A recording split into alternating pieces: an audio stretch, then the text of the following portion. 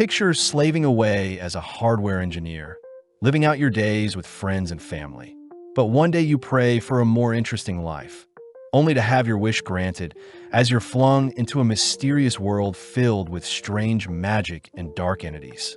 The anime opens with the power system in this world, where humans take potions to obtain one of 22 different power pathways and become Beyonders.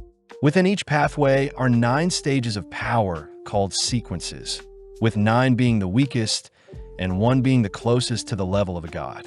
Following our MC, Klein Moretti, he awakens from what he believes to be a nightmare, but seeing a bloodied notebook and revolver in front of him, Klein begins to wonder where he is. As different memories from a different life flash through his mind, he suddenly senses a cold sensation brush by his shoulder, but when he turns to check, there is nothing there. Having been called Klein by the ghostly apparition, Klein checks his reflection, realizing that this isn't his body and that he has somehow transmigrated into a body with a bullet hole in his head. Elsewhere we follow 2 policemen stumble onto the corpses of Welch and Naya, people that graduated from the University of Koei, and from the state of the room, Dunsmith, the captain of the police, deduced that black divination had led them to take their own lives. Dunn wonders if a Beyonder was sacrificed to awaken an evil force. But having found a picture frame of Klein alongside Welch and Naya, Dunn begins to profile Klein. Apparently, Klein's parents are dead, and he lives with his sister within the Tianjin city of Awa County in the Lone Kingdom, north of the continent. With Klein being a fresh graduate of history, having studied ancient Fasak and Hermes, we follow Klein flicking through a notebook with records starting around May 29th, where Klein and his friends had apparently found an ancient notebook and begun deciphering it, with Dunn strangely able to deduce the discovered notebook to be from the 4th epoch, along with the writer of said notebook to be from the Antigonus family. We see Klein baffled by what he is reading. Words like the Black Emperor, the Tudor Kingdom, and Hornace Mountain Ranges stand out to Klein, but strangely an entry on the 27th of June is missing. Further in the notebook lies a bloodied hand along with a log that mentions the word Hermes along with a declaration that everyone will pass away, including Klein himself. Although freaked out, Klein suddenly hears a voice from the other room, quickly closing the notebook. Managing to cover up some blood stains, Melissa Moretti, Klein's younger sister and a Backlund University student, comes to check on Klein, having just woken up. As Melissa enters the room, Klein is seen concealing his revolver, secretly dropping it into one of his drawers. But when Melissa asks what Klein is hiding, he mentions that his stopwatch is broken. Annoyed, Melissa chooses to help Klein fix the stopwatch, but as she leaves, Klein confirms that the hole in his head is healing, wondering if the previous Klein's death was accidental or intentional. Klein says he can't retrieve all of the memories of his body, but he does know the ancient notebook has something to do with his transmigration, as he remembers his previous life quite clearly. Having lived a pretty modern life with family and friends, and his most recent memory was him wishing for better luck via a luck enhancement ritual, Klein is suddenly brought back to reality as Melissa hands him some bread, declaring that she needs to head to school, but remembers to remind Klein to purchase some bread, lamb, and peas. With Melissa promising to whip up something tasty for Klein tonight, she departs with a smile, but Klein fears he won't be home to greet Melissa. Suiting up and retrieving his revolver, Klein finds it weird that Melissa didn't hear the revolver go off if he took his own life. So as Klein heads to the bakery to pick up some fresh bread, he greets Mrs. Smyron. Smyron reassures Klein he'll get a job soon, but Klein suddenly detects a person spying on him, only to turn back to Smyron thanking her for the 8-pound bread. As Klein heads through Iron and Cross Street, Klein acknowledges that this world may be parallel to his old one, suddenly spotting some men playing the landlord game. Klein remembers that the landlord game was created 100 years ago in the Intis Emperor, where Rosel Gustav himself invented the game. Rosel had also invented tarot reading, created the steamship, and promoted the Spring Festival. But Klein suspects that such an innovative emperor like Rosel must have been a transmigrator as well. Having dropped a coin, Klein kneels down to pick it up, but seeing a shadow cast over him, Klein prepares to draw his revolver. Realizing it is only a clown handing out flyers, Klein calms down as the clown mentions how they'll be waiting for him at 7 tonight. But as Klein leaves the scene, he suddenly brushes past a strange man. Overwhelmed by the crowd around him, Klein sneaks into a hut to cool off, but is suddenly called to sit down by a fortune teller. Outside the hut, we see the man following him earlier approaching the hut, but a single glance from another man sends Jenkin away. With Klein more calm, he sits down to have his fortune read, managing to convince the lady to give a reading for free. The fortune teller asks what Klein wants to know, and without hesitating, Klein asks to know about his past, present, and future. As some tarot cards are shuffled, Klein is shown 3 cards to represent the answer to his questions, and with Klein asking to see his present first, Klein lays eyes on the Fool card. With an eerie silence filling the room, the duo suddenly notice a girl enter the hut, only to scold the fortune teller for impersonating her, as she is meant to be a beast tamer. At that moment, we see one of the strange men entering the hut as well. But luckily, Klein has already left the scene. At home, Klein creates 4 talismans representing the 4 corners of the luck enchantment ritual he believes brought him to this world. And as he stands in the center of the ritual, he begins to spin to acknowledge the celestial governing the ritual. Within a few seconds, a massive gust of wind sends the papers in his room flying, but Klein wonders why nothing is happening. Right on cue, his head begins to throb horrendously, suddenly collapsing as streaks of red paint his surrounding room. Crying out in pain, Klein is submerged in a mist-filled plain where various light orbs surround him, only for a red and blue orb to begin circling him. Elsewhere, we follow Audrey Hall call out to her mirror, all whilst in the middle of the ocean. Alger Wilson seems to be performing a similar ritual, both representing the red and blue orbs respectively, as they too are flung into the mist-filled world. Both Audrey and Alger ask to know why they're here, wondering if Klein is the one who summoned them to the divine world. In the blink of an eye, the mist-filled domain begins to transform into something more comprehensible, and with a wave of his hand, Klein realizes he can create and control the realm before them, suddenly erecting a table for the duo gathered. Alger speaks up, asking to know who Klein is, but Klein is conflicted as he utters that Zhoming Rue was his previous life's identity. Stealing his resolve, Klein takes a seat at the table, forcing both Audrey and Alger to join him. Klein introduces himself to be the Fool, deducing that Audrey will be easier to speak to than Alger, who seems on edge. But out of nowhere, Audrey cries that she always dreamt of becoming a Beyonder, asking Klein how she can become one. Klein realizes he doesn't know what Audrey is talking about, choosing to ask Alger to answer Audrey's question instead. Alger believes Audrey to be a lone noble. As for himself, Alger is from the faraway Sonia seas, curious as to how Klein brought them here. Alger utters that one must first join a church to become a Beyonder, but this is not something most people want, as Beyonders are tasked with fighting against dark forces. Audrey asks if there are other ways to become a Beyonder, something that rattles Alger as he admits he has 2 Sequence 9 potions, one called Sailor and the other the Audience. Klein has no idea what these potions are, interested to know if the Gray Fog and his transmigration are features of a Beyonder's skills. But suddenly Audrey declares she has made a pact with Alger, asking if Klein can stand witness to said pact. Alger admits he can sense great potential from Klein, offering to handle matters that Klein asks of them, something that prompts Klein to set up gatherings between the 3 of them every Monday at 3 p.m. in order to extract as much information from this world as he can. Suddenly, Klein begins to feel nauseous, along with hearing some knocking on his room. So before he departs, he assigns Audrey the codename Justice and Alger the codename of the Hangman. With Audrey fangirling over their new tarot card-themed club, Klein slowly begins to lose touch of his mist-filled world, ending the gathering as everyone is sent back to the real world.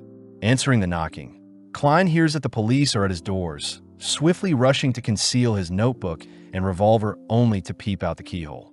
Greeting the policeman, Klein realizes Leonard Mitchell of Alwa County Police was the man stalking him earlier, but Leonard says he was simply protecting Klein. Klein is agitated, seeing, as Dunn is also here to perform a routine inspection, reporting to Klein that his friends had taken their own lives, and within a few seconds Leonard had managed to locate Klein's hidden notebook. Leonard smirks as he asks Klein to explain the logs in the notebook, and seeing as he has no way out, Klein collapses onto his bed, uttering that he can't remember anything.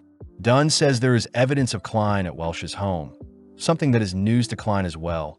But as Dunn takes out a smoking pipe, he takes a whiff from the pipe only to ask for the revolver Klein is hiding. As Klein points Leonard over to its hiding spot, Klein takes the chance to admit he had tried taking his life, but when he woke up, he was strangely alive. Dunn says he believes Klein, but Klein will still have to be interrogated by a psychic in hopes of Klein retrieving his memories. Leonard utters that Klein is quite lucky, as those who delve into such dark practices normally end up losing their lives. Escorted onto the streets, Klein fears his identity as a transmigrator will be uncovered. But out of nowhere, a petty thief turns the corner, having stolen some bread from a shopkeeper. Catching the attention of the policeman, Dunn helps capture the thief, but before the boy can return what he stole, he ends up causing a ruckus, buying time for Klein to flee the scene. Bumping into passersby and weaving through alleys, Klein manages to lose the police, but as he glances up into the sky, he spots some water being dumped onto him. Strangely, the water suddenly freezes in mid-air, something Klein recognizes to be some sort of time and space ability, freaking him out as a Beyonder is nearby. As the world around him begins to upheave and behave weirdly, Klein tries his best to flee, managing to squeeze past his obstacles and enter a carriage. Asking the driver to head to the port, Klein takes the chance to catch his breath, wondering if the situation has calmed down, but when Klein asks to be dropped off, he realizes that Dunn is the driver of the carriage. Suddenly waking up, Klein is confused at his surreal dream, but outside his door, Klein spots Dunn appear once more, making Klein wonder if Dunn can manipulate people's dreams. Before Klein can make a move, Dunn declares they're stronger during the night, prompting the space around Klein to morph once more as a strange lady appears behind Klein, asking him to remain calm as she sends Klein into a daze. Flung into a different realm, Klein notices his parents enshrouded by some gray fog, but before he can call out to them, the whispers of the strange lady alert Klein to stay focused. Klein realizes the lady probably can't see his parents due to the gray fog, but in that instance, the lady leaps onto Klein, demanding Klein explain where the ancient notebook is. Entranced, Klein says he has no clue, plus he has no idea what happened to Welsh and Naga. The lady asks what Klein was doing when his two friends were murdered, but with a single action, Klein shows he had taken his own life around the same time his friends did. Back in reality, Daily Simone says Klein is a tricky case as everything he says is true and he did shoot himself in the head but is alive somehow. Daly says Dunn should be careful with Klein, but seeing as the Antigonus notebook is still missing, Dunn says Klein is still in danger, asking if Klein wants to join them and become a Beyonder. The next day, we see Klein had been given a business card that instructs him to head to the Hound Pub and join the Nighthawks, an opportunity for Klein to learn more about this world. Upon entering the pub, Klein is thrown off seeing a crowd cheering as they watch a dog devour some rats. And to make things worse, a mini brawl starts up. With Klein clearly out of place, the bartender asks Klein to leave, but Klein mentions how he wants to hire some mercenaries. Annoyed, the bartender demands to know why Klein is here, but upon hearing that Dunn had asked him to come, the bartender guides Klein to a secret elevator. As the ride begins to move, it opens into a lavish-looking office deemed the Blackthorn Security Company headquarters, prompting Klein to greet the sleepy clerk, Roseanne Adelaide. When Klein introduces himself, Roseanne immediately shows Klein another secret passage, surprisingly watching as Leonard nonchalantly passes by.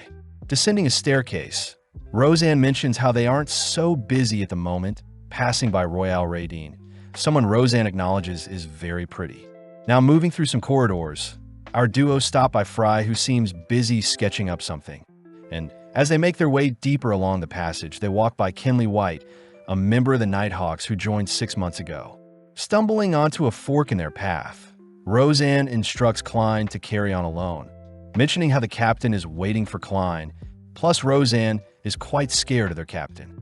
Following the lit path into a massive open room, Klein notices a towering pair of doors called the Chinese Gate in front of him. Off to the side, a smaller duty room opens to reveal Dunn, who greets Klein, Happy to see Klein has accepted his proposal. Given some papers to sign, Klein is assigned into the 7th unit of the police department, an alias for their organization, as they work under the Church of the Evernight Goddess. With a firm handshake welcoming Klein to the team, Dunn warns Klein that as a Nighthawk he may lose control, instructing Klein to pick up a candle and follow him. Entering into a candle-lit room, Dunn shows off the many souls that have been sacrificed to the Nighthawk, and the leading cause was them losing control. Dunn says the Fallen have carved a path for their predecessors, something Klein respects as he places his lit candle beside the others, only to be asked if he knows about the myth of creation. Klein recounts that the Creator made up all of existence, having created the sun and crimson moon using its eyes, leaving its body to make up the land and the stars. The Creator's hair turned into a phoenix, and its ears became demonic wolves. And interestingly enough, humans can make potions with mysticism ingredients to access power from the pathways.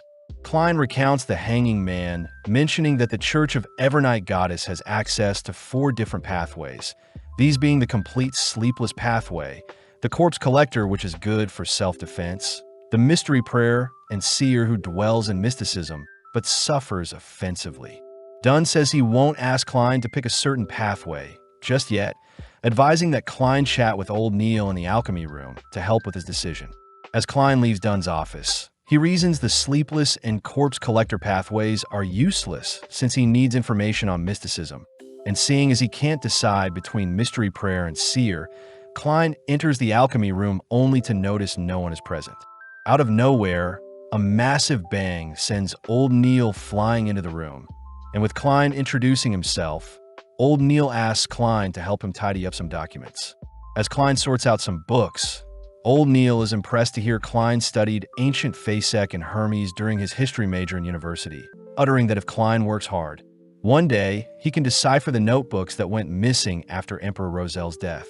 Klein is surprised Old Neil is in possession of 3 missing transcripts, revealing that there were strange symbols Rosel invented containing mysterious powers, and after 150 years of silence, Old Neil had managed to decipher some of the symbols.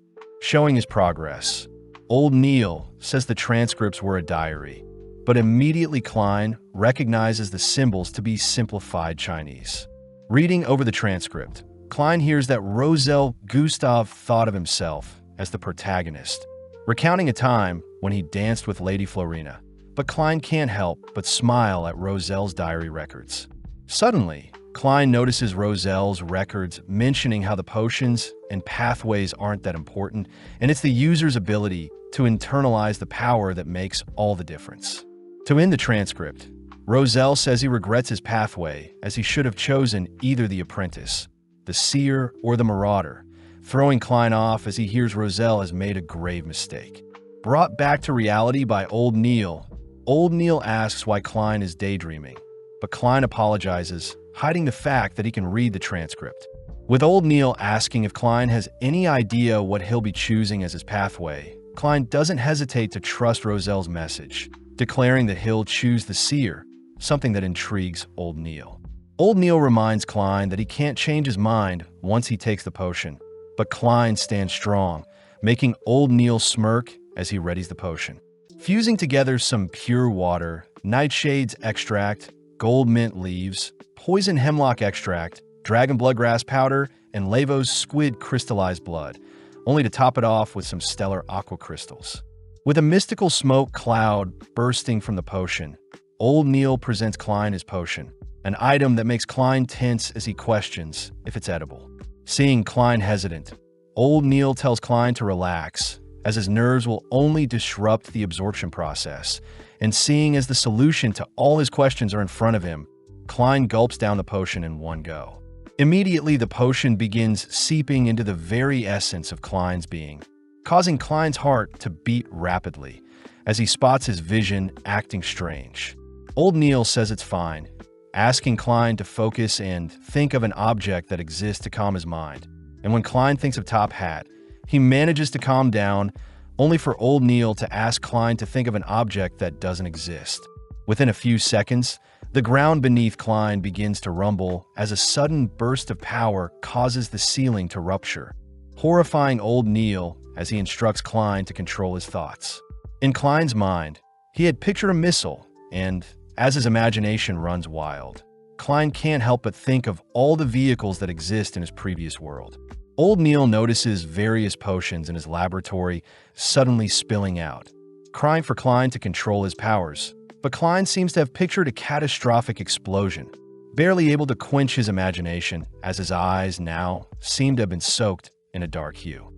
Immediately, Klein sees everything differently, a feature of the seer as he has spirit vision, where he has the ability to read people's auras and tell their health condition. Klein is sad to see old Neil's health isn't as good as he thought, suddenly flinching as he notices some eyes behind old Neil. Something old Neil utters is just some magic from a ritual he performed. Glancing around the room, Klein notices a figure evaporate, but old Neil asks that Klein not exhaust his spirituality with his spirit vision, revealing that when Leonard had first become a Beyonder, he tripped down some stairs after taking his potion. Old Neil shows off a tip to turn off the spirit vision, asking Klein to tap his forehead twice to deactivate his ability. Plus, Klein can use his spirituality on divination arts like the dowsing rod along with performing other rituals. Before Klein leaves, old Neil hands Klein his demon hunting gear along with some receipts, something old Neil says Dunn will reimburse him for. Reporting to Dunn, Klein is flattered hearing Dunn compliment his quick adaptation to his seer abilities, but Dunn warns Klein not to pry into things he doesn't understand as it may cost his life. With Klein heeding Dunn's warning, he hears he'll work as a clerk before he becomes an official member of the Nighthawks, and with a payment of £3 a week. Klein ecstatically accepts his £12 payment early, especially since his big brother Benson earns £5 to £6 a week.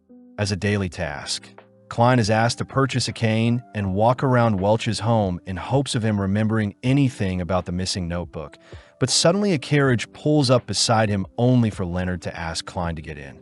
As rain descends onto the town, we see Klein given an assignment and briefed on Elliot, the son of a tobacco merchant, Viceroy. Klein is surprised Beyonders take on kidnapping cases, but Leonard says Viceroy was their previous client as they had found Viceroy's lost cat in the past.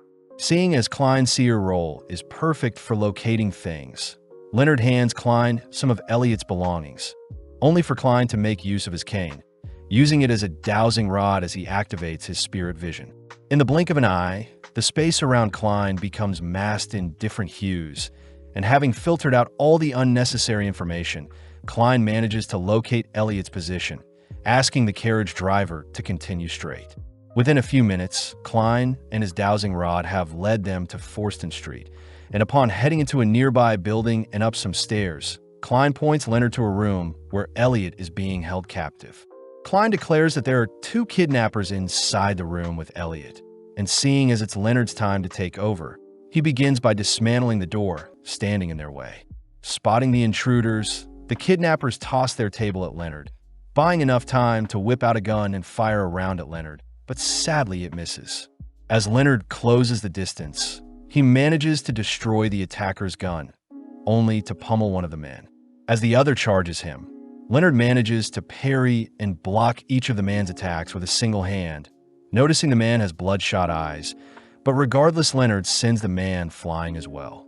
Having wrapped up things, Klein reassures Elliot that everything is fine now, but out of nowhere a faint feather descends onto the men's bodies, suddenly popping as the unconscious men begin to rise up. With Klein taking Elliot to safety, Leonard stays behind and watches as the men's bodies begin to morph and fuse into a demonic creature. Seeing the creature dive towards him, Leonard ducks and weaves, occasionally landing several monstrous blows that knock the creature back, and with the creature clearly too weak to fight back, Leonard puts it down with a single wave of his palm. Strangely, the remnants of the creature escapes from Leonard and slips by Klein, prompting Klein to raise his revolver in its direction, only to use his cane to help him locate the creature's presence. Out of nowhere, the creature appears from the walls beside Klein, and having been overrun with fear, Klein blindly takes aim and fires. Luckily, Klein's shot sends the creature flying into the skies to further escape. But Leonard has the situation under control, having dragged the creature into his crimson domain. slowly watching as the creature is bound and torn apart. Leonard reassures Klein that his abilities have put the creature to rest, but suddenly Klein begins to remember memories of Klein's body being in this building before, hiding such a revelation for now. With Elliot reuniting with his father, Leonard compliments Klein's shot, ordering Klein to stay away from the creature's corpse as it may contaminate him. Leonard wonders where the men got their potions from, annoyed seeing as they faced another uncontrollable Beyonder, pointing out how lucky Klein is to have run into one on his first mission. As Leonard celebrates a job well done with a high five, he manages to weird Klein out with some compliments. But as Klein leaves the scene, Leonard strangely hears from a shadow that Klein is nothing special. At home, Klein can't wait to tell Melissa he got a good-paying job, but upon entering his home, Klein is freaked out to see he is back in the building on Forston Street. Being drawn to a door in particular, Klein heads through the door only to be greeted by a disheveled-looking room with a lone notebook being put on display.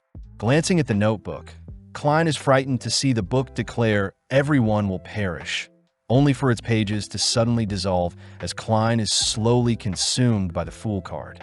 Waking up from his dream, Klein realizes the house across from the kidnapping place has intel on the lost Antigonus notebook. Moving forward in time, we see Benson heading to visit Klein and Melissa's new home, proud that the three of them will be living in such a lavish home. Sitting down for a homely meal, Melissa can't help but praise Klein's cooking, and with Benson handing Klein a gift to celebrate Klein's new job, Klein tries on the gift only to thank Melissa and Benson for always supporting him. As Benson pats Klein on the head, Klein is reminded of his parents, all three continuing their celebration as it's the start of their new life. In the Blackhorn security campus, we see Dunn and Leonard interrogating a man that was found to have been tailing Klein, and with Dunn's pathway, he is able to see the man exchanging the Antigonus family notebook for some cash. Leonard declares that the secret order is involved somehow, and seeing as they must retrieve the notebook before the secret order does, our duo suddenly hear that Klein has got a lead on the notebook's location. With Klein showing Dunn and Leonard the room in his dreams, Klein is disgusted to see a rotting corpse, and with the son of the deceased man, Ray Bieber, being their best lead, the gang call on Klein to track down Ray. Making use of his cane, Klein attempts to locate his target, but his wand begins to act sporadically, suddenly diving towards Klein himself, forcing Dunn to step in and stop the ritual.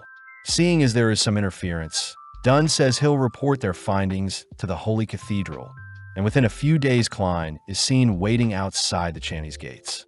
Dunn compliments Klein's dapper outfit, handing him a topaz pendulum that will help with divinations, plus the Holy Cathedral has authorized the use of Grade 2 artifacts to help with locating Ray. Dunn says the Grade 2 items they'll be using are being delivered to them as they speak, powerful items that are sealed behind Chinese gates. And the Grade 2 implies that such an item is very dangerous. Right on cue, three figures are seen meeting up with Dunn, introducing themselves as Ire Harson, a Sequence 7 Nightmare user, and Borja, a Sequence 8 Gravedigger. Finally is Daly, the Sequence 7 Spirit Medium, but the men question if a seer will be safe with them. Dunn sees that the approved artifact is 2-049, all moving into Dunn's office where he fears such a powerful artifact may not be necessary. But Ire says Ray may be a descendant of the Antigonus family, so they'll use everything they can to hunt him down. With Ire reminding everyone to stay alert, Ire along with the others begins to flex and stretch their arms, peer pressuring Klein to join in, but suddenly the artifact box begins to open. Stepping out is a miniature clown doll, but as Klein adores the little creature, its face morphs into a horrifying monster, freezing Klein in place. Unable to move, the doll wraps several strings around Klein's neck ready to take his life, but luckily Leonard severs the strings, surprising everyone as the doll is reacting to the person with the closest connection to the Antigonus notebook. Klein notices his vision slowing down temporarily, only to hear that the doll is capable of entrancing and controlling any one human target at a time. But a strong slap will set the mind-controlled human free, hence why they're performing the strange arm stretch to identify if anyone is under the doll's control.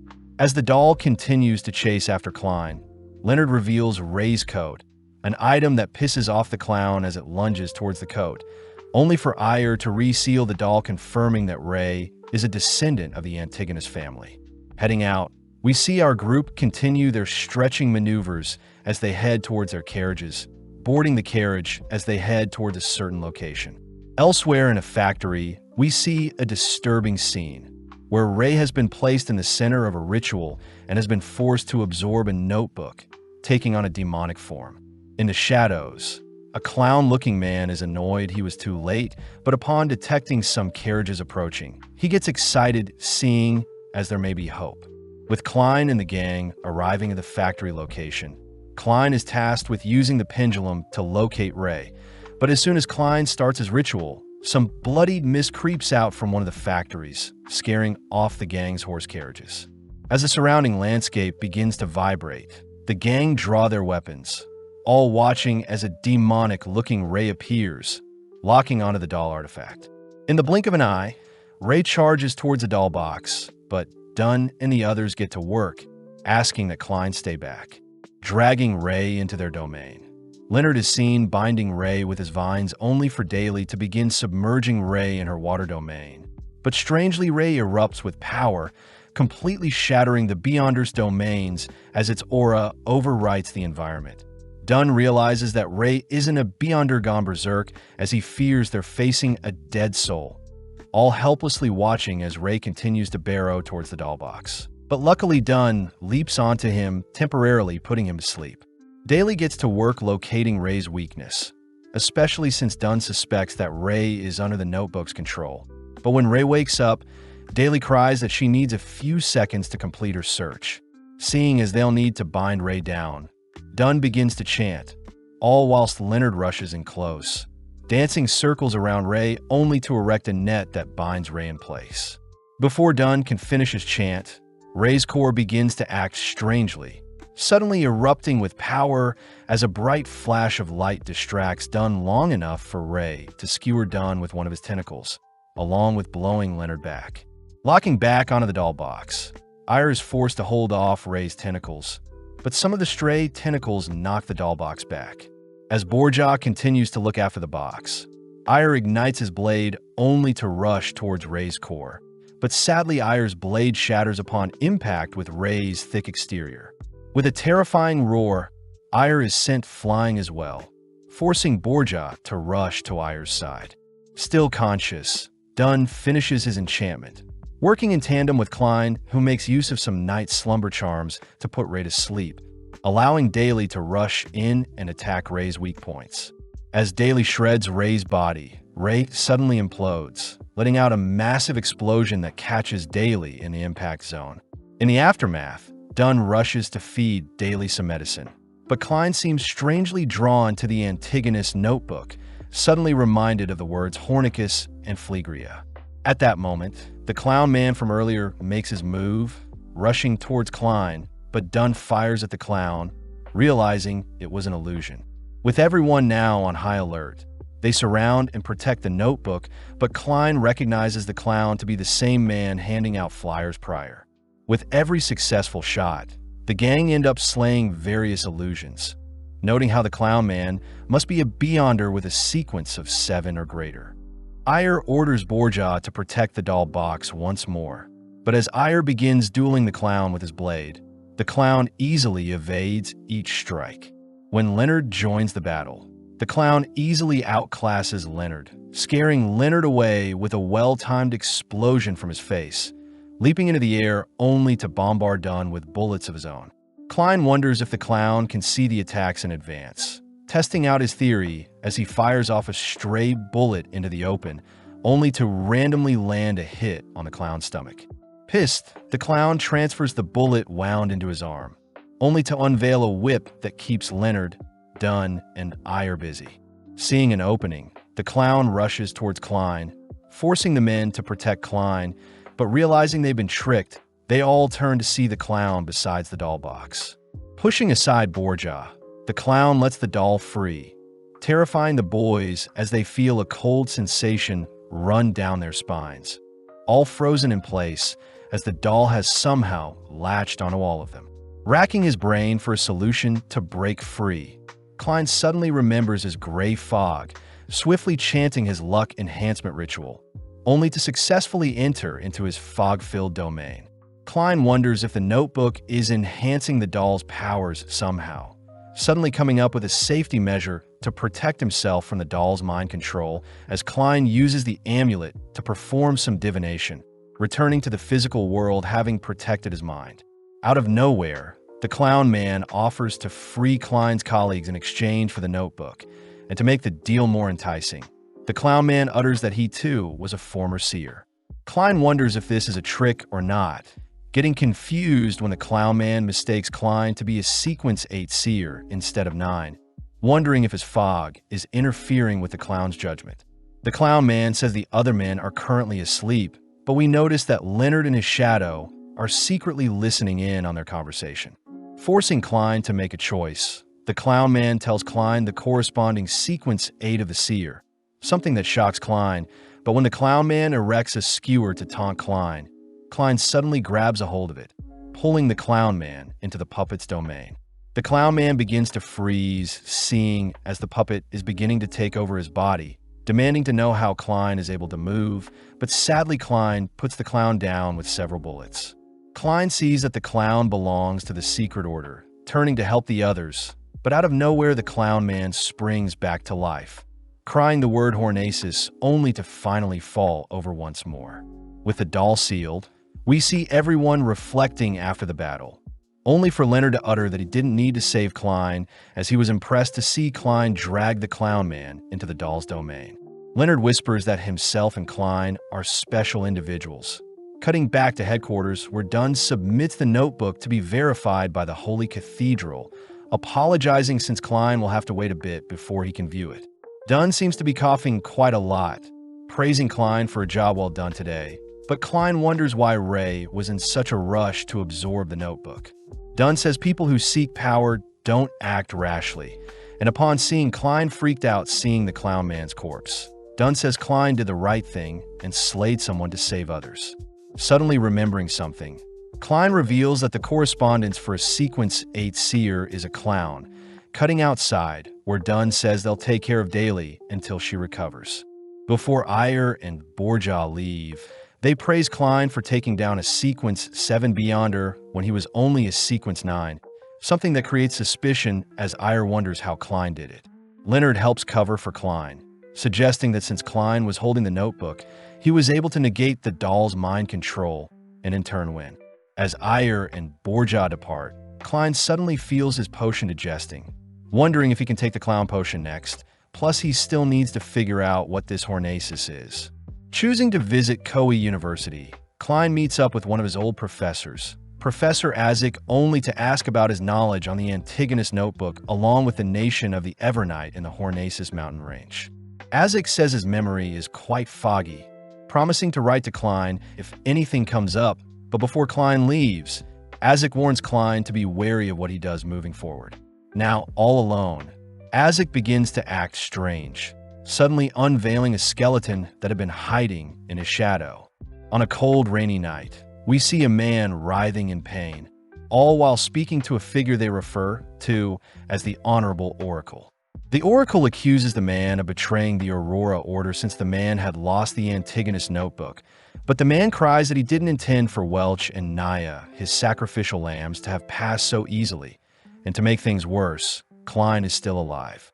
Before the Oracle can slay the man and force him to devour his own fingers, the Oracle gives the man one last chance to right his wrongs, cutting to the next day, where Klein is seen visiting Old Neil. Old Neil says he'll be teaching Klein some advanced mysticism in the form of ritualistic magic, and most low-sequence rituals require certain items and chants to start the ritual, suddenly asking Klein to watch him closely. Starting off by casting the wall of spirituality, Old Neil says the wall is used to create a closed-off environment that prevents outside interference. Plus, Old Neil reminds Klein to never delve into the unknown, as doing so may risk his life. Klein realizes his luck enhancement ritual may be the unknown Old Neil is referring to, but as Old Neil ignites some candles, he suddenly prays for his 30-pound debt to be erased. As our duo head outside, Old Neil shows off the effect of the ritual by pointing at a lost wallet from a rich person containing money to pay off his debt. Out of nowhere, a wealthy-looking man drives by them only to ask for his wallet back. And seeing as he has no reason to refuse, Old Neil returns the wallet only to receive 30 pounds as payment. Klein is skeptical at the ritual Old Neil just showed him, but Old Neil reminds Klein that he can perform any ritual he wants as long as they cause no harm. The wise words of the Mystery Prayers motto. Klein wonders how such a motto can relate to Rosalie's diary, seeing as Beyonders should focus on digestion and action, and seeing as his potion digested pretty fast, Klein suspects that it is because he's been using his seer abilities often. But out of nowhere, Klein is handed a flyer. Angelica, the Divination Club's receptionist, invites Klein into their store, only for Glassy, the fortune teller, to give Klein a reading, declaring that Klein will return to his world, but it may take a while. Klein reasons that joining the club will improve his seer abilities. And as he pays for his reading, Klein uses his spirit vision to suggest that Glassy see a doctor for his weakened lungs and dark spots between his eyes. Glassy is surprised Klein was able to diagnose him so easily. And when Klein reveals that he is a seer, Klein is welcomed into the Tingen City Divination Club for a £5 fee. As a customer enters the store, Angelica tells Klein Mr. Vincent, their fortune teller teacher, had foresaw that Klein would visit them. Angelica says it's a shame Klein arrived so late since Vincent's class is ending soon. Piquing Klein's interest when he hears the class is on magic mirror divination. Peeping into Hannes Vincent's class, Klein hears that magic mirror divination requires 3 incantations to represent the 7 orthodox gods, making Klein realize that all the people in Vincent's class are worshippers of the Evernight goddess. As Klein checks out everyone's health, he sees Vincent handing a box to one of his students, noting how Vincent is quite healthy overall. With the final student leaving the room, Klein mysteriously senses something ominous from the gift they received, but as he brushes it off, he takes the chance to introduce himself to Vincent. Vincent chooses to give Klein a reading, managing to sniff out most of the troubles Klein has been facing. And as he ends his reading, Vincent utters the words gathering and family may be of use to Klein in the future. Klein wonders if gathering is referring to the gray fog, but nonetheless he thanks Vincent for the reading, still grateful he didn't have to pay for solely for the session. As Klein leaves, we see that Vincent has some fingers missing on one of his hands, cutting to a few days later, where Klein is seen jotting down his duties as a seer. Klein suspects that he needs to further improve his proficiency as a seer along with make use of the gray fog to return home somehow, and this can only be achieved by investigating the potions needed to ascend further along his pathway. Klein fears that such advancements will take too long, wondering if he can modify his luck enhancement ritual to borrow power from his gray fog, but Klein is stuck on where to start. Choosing to refer to himself as the Fool and adding the words ruler above the gray fog and king of yellow and black, Klein suddenly stops and burns his progress, hearing something outside his door.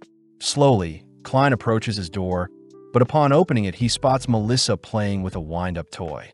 Surprisingly, Melissa had made it herself, pouting as she had meant to create a human doll, not a turtle. And when Klein says he needs to go to work, Melissa cries that she hasn't gotten to spend much time with him. Melissa utters that her friend Selena has invited them to a birthday banquet this Sunday.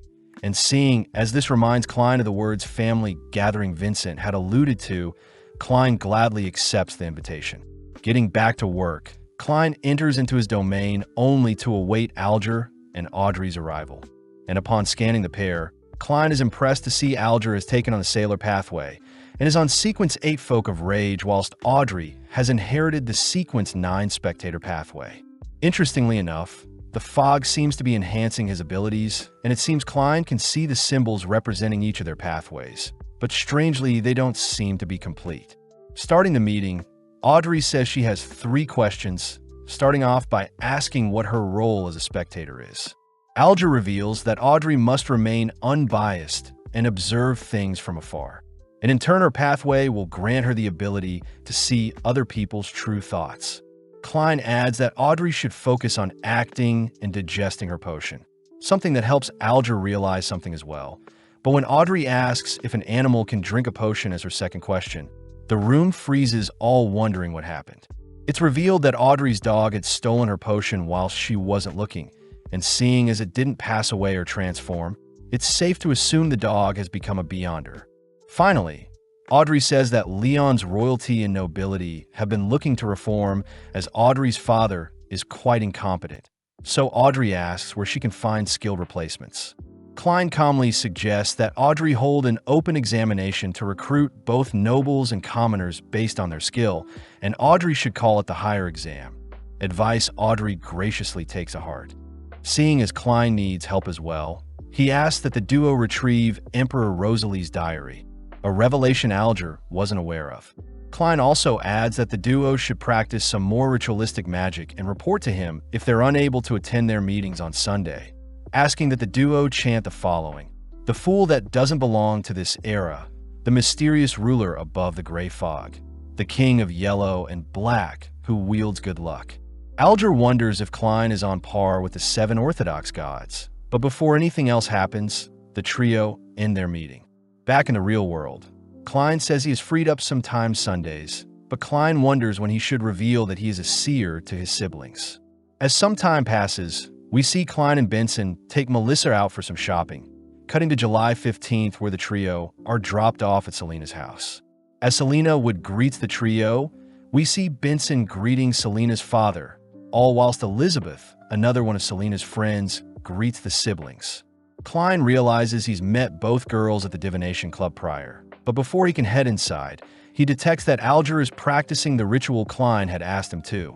Inside, we see various people gathered in celebration for Selena's birthday, all toasting to a successful party. When Klein heads over to get some food, he is greeted by Elizabeth, who promises to keep his identity as a seer's secret. And as Elizabeth leaves, Melissa reminds Klein that he can't marry Elizabeth, seeing as she is only 16. As night falls, we see Selena showing off the magic mirror gift Vincent had gifted her. And as Selena recites the ritual she had learnt from Vincent's teachings, Klein suddenly senses something happening upstairs. As strange magic connects Selena's mirror with a different mirror, we see Vincent revealed to belong to the secret's suppliant pathway, creepily crying out for Klein to accept his fate. As Selena asks the mirror when Elizabeth and Melissa will find the man of their dreams, we see Klein hurriedly rushing towards their room, having detected a disturbing aura manifesting. Peeping on the girls' ritual, Klein uses his spirit vision to inspect the room, and upon seeing Selena's magic mirror turn black, Klein is suddenly struck with a horrifying realization. With Selena beginning to act strange, Klein wonders how he can save the girls and notify the captain, suddenly remembering that he can use the ritual old Neil taught him to borrow power from the Evernight goddess. As Klein searches the manor for tools to help with the ritual, we cut back to the girls worried upon seeing Selena unresponsive, and when they check the magic mirror, they're horrified to see a disturbing figure glancing back at them. Suddenly, the girls are blown back by some magic, leading the magic mirror to suddenly infuse and merge with Selena's body, giving rise to the figure hiding within the mirror. Before the creature can attack, Klein appears, casting a slumber spell to bind the creature, only to rush to a nearby table to set up the ritual old Neil had shown him. Klein starts off by chanting the ritual to create the wall of spirituality around their location, something that begins to disturb Vincent's influence with Selena, so Vincent chooses to retaliate by sending some of his blood through his mirror. Before Klein writes down what he wants in his ritual, he notices Selena begins to swell with dark energy, only to let out a howl that fires projectiles at Klein, but luckily his veil halts the attack. Klein tries firing his revolver at the magic mirror infused into Selena's body, but Selena responds by slamming and binding Klein with her hair, only to begin draining him of his spirituality. Selena declares that Klein was meant to be sacrificed just like his friends, and when it's revealed to be Vincent speaking for Selena, Vincent demands to know what Klein figured out when obtaining the Antigonus notebook. With Vincent using Melissa and Elizabeth as hostages, Klein has no choice but to give into his fate, seeing as his body has become too weak to fight back, but out of nowhere Audrey's voice can be heard. As Audrey chants the ritual Klein had instructed her to, Klein is suddenly freed from Selena's grasp as the ritual seems to be dispelling Vincent's hold on Selena's body. But refusing to give in just yet, Vincent offers up his entire arm to retake control of the situation. With Selena reinvigorated with power, she makes her way towards Klein, but Klein has already completed his ritual, having prayed for the evil controlling Selena to be banished. As the ritual takes its effect, we see a mystical snake spirit being dragged from Selena's soul, only for the remaining darkness to be cleansed from Selena shortly after. Seeing as the magic mirror is being expelled from Selena's body, Klein takes the chance to destroy it with a single bullet, officially severing Vincent's hold on the poor girl. Klein rushes to check on Melissa, glad to see she is fine, grateful that Audrey's ritual had saved him in his time of need. Klein fears that his seer role will put his family in further trouble in the future. But as we cut back to Vincent, he is in complete disbelief at his failure. When Vincent tries to flee his room, he is greeted by Aurora Order Oracle 22, a being that snuffs out Vincent due to his failure. In the aftermath, Klein and Dunn visit Vincent only to discover he had been slain, curious as to Vincent's ties to the Antigonus notebook along with who the true creator is. Dunn tries to dig into Vincent's mind a bit, but upon seeing the supposed creator Vincent worships, Dunn becomes speechless before the godly being. In Buckhund, the capital of the Leon Kingdom, we see Audrey fast asleep in her giant estate. As her maids wake her up, Annie the maid tells Audrey she can't wear the same dress twice in a row, even though Guinea had designed it for her. Seeing as she needs to celebrate her 17th birthday properly, Audrey suits up for the momentous occasion, but when she dances with Susie her dog, Audrey is shocked to hear Susie suddenly speak to her. In Zutland Street, we see people attend a performance to recognize the catastrophe of the Alfalfa tragedy, all whilst Klein sneaks into the play late. As the performance reaches its climax, we see the crowd roaring and cheering as the hero of the story makes their entrance. But Klein notices Dunn appear, hearing that Daly has left to help escort the Antigonus notebook to Buckland. Klein is worried seeing as Dunn is still ill, but Dunn is relieved he wasn't infected, reminding Klein that the true creator is an evil being worshipped by secret orders like the Aurora Order. Klein says it's a shame Vincent passed away before Dunn could read more of his memories. Cutting back 1 week, we see Klein hard at work helping a lady look for her lost fiancé aboard the Alfalfa that hasn't returned yet. Given a picture of Joyce Myers, Klein taps into his seer abilities to see Meyer drowning in the middle of the ocean, only to be washed ashore where he sought help. In the present, Dunn and Klein see Mr. Triss, the hero of the Alfalfa tragedy, signing autographs, only to be thanked by Joyce and his wife, as it was Triss that saved him. Before Triss leaves, he glances at Klein, and when Klein greets Joyce, Klein asks if Joyce is having trouble with anything. Entering into a topaz room, Klein hears that Joyce has been having the same nightmare ever since he left the Alfalfa, and as Joyce drifts asleep, Klein is seen delving into Joyce's nightmare. Boarding the Alfalfa, Klein watches as a mutineer tosses a baby offboard, and before the rebel can take his own life, Joyce seems to have rescued them, demanding to know why he betrayed the party. Klein suspects that something is suppressing Joyce from figuring out the true culprit of the Alfalfa tragedy. But before Klein can investigate further, he is transported into a strange misty ruin. Hearing the words Hornacis and Phlegria once more, Klein helplessly watches as strange tentacles attack him, forcing Klein to return to the real world. Klein wonders if the words could link to an evil god or the reason for his transmigration. And as Klein wishes for Professor Azik to write to him soon, Klein chooses to report his findings to Dunn. Klein reveals that the true culprit of the Alfalfa tragedy is the hero Triss himself. But Dunn says they need more evidence to convict Triss, declaring that they'll request help from the mandated Punishers and the Machinery Hive Mind. Cutting over to Triss, we see him embracing the spoils from his title as the hero, only to be awakened by a hooded figure who is visiting him. The hooded figure commends Triss for convincing the men aboard the ship to slay each other, having used his Assassin Pathway Sequence 8 instigator role to help with his schemes. But before Triss can advance further, the hooded figure asks that Triss complete another mission in Tingen. As an early payment, The hooded figure hands Triss the Sequence 7 potion for the assassin pathway, Sequence 7 Wish. Following Klein, he is seen asking Old Neil for help with crafting amulets for his siblings, but is pleasantly surprised when Old Neil guides him to a secret passage within a pub. Boarding an elevator and descending underground, Old Neil shows off the Tianjin Underground Market, a location filled with hundreds of people along with various stores that sell rare items that can help Beyonders. Old Neil says the churches allow the underground market to exist, and the mandated punishers of the Church of Storm especially turn a blind eye to things that happen underground. Out of nowhere, Klein takes note of a strange man with high spiritual affection, and as the man locks onto Klein, the man cries out the word death only to begin rolling on the ground. Old Neil says the man's name is Monster, and that Monster always acts strange. But Klein wonders if Monster could see that his body had perished and had been revived.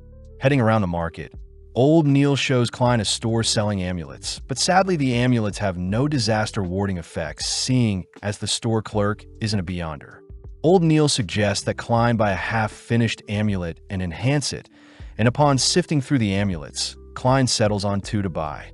In the corner of his eye, Klein spots Triss shopping for some shadow lizards. But before Klein can tail him, he notices a mandated Punisher informant tailing Triss. Immediately, Triss flees the area and causes a stir, pushing people and carts aside only to begin parkouring upwards to escape, but he gets shot having alerted the guards. Having multiple people chasing after him, Triss successfully makes his way back to the surface, and as Klein and Old Neil chase after him, they bump into Dunn, who has discovered 2 men slain by Triss. Continuing after Triss, Klein uses Triss' top hat to track him, all whilst Dunn explains that Triss has been linked to multiple murders in nearby cities.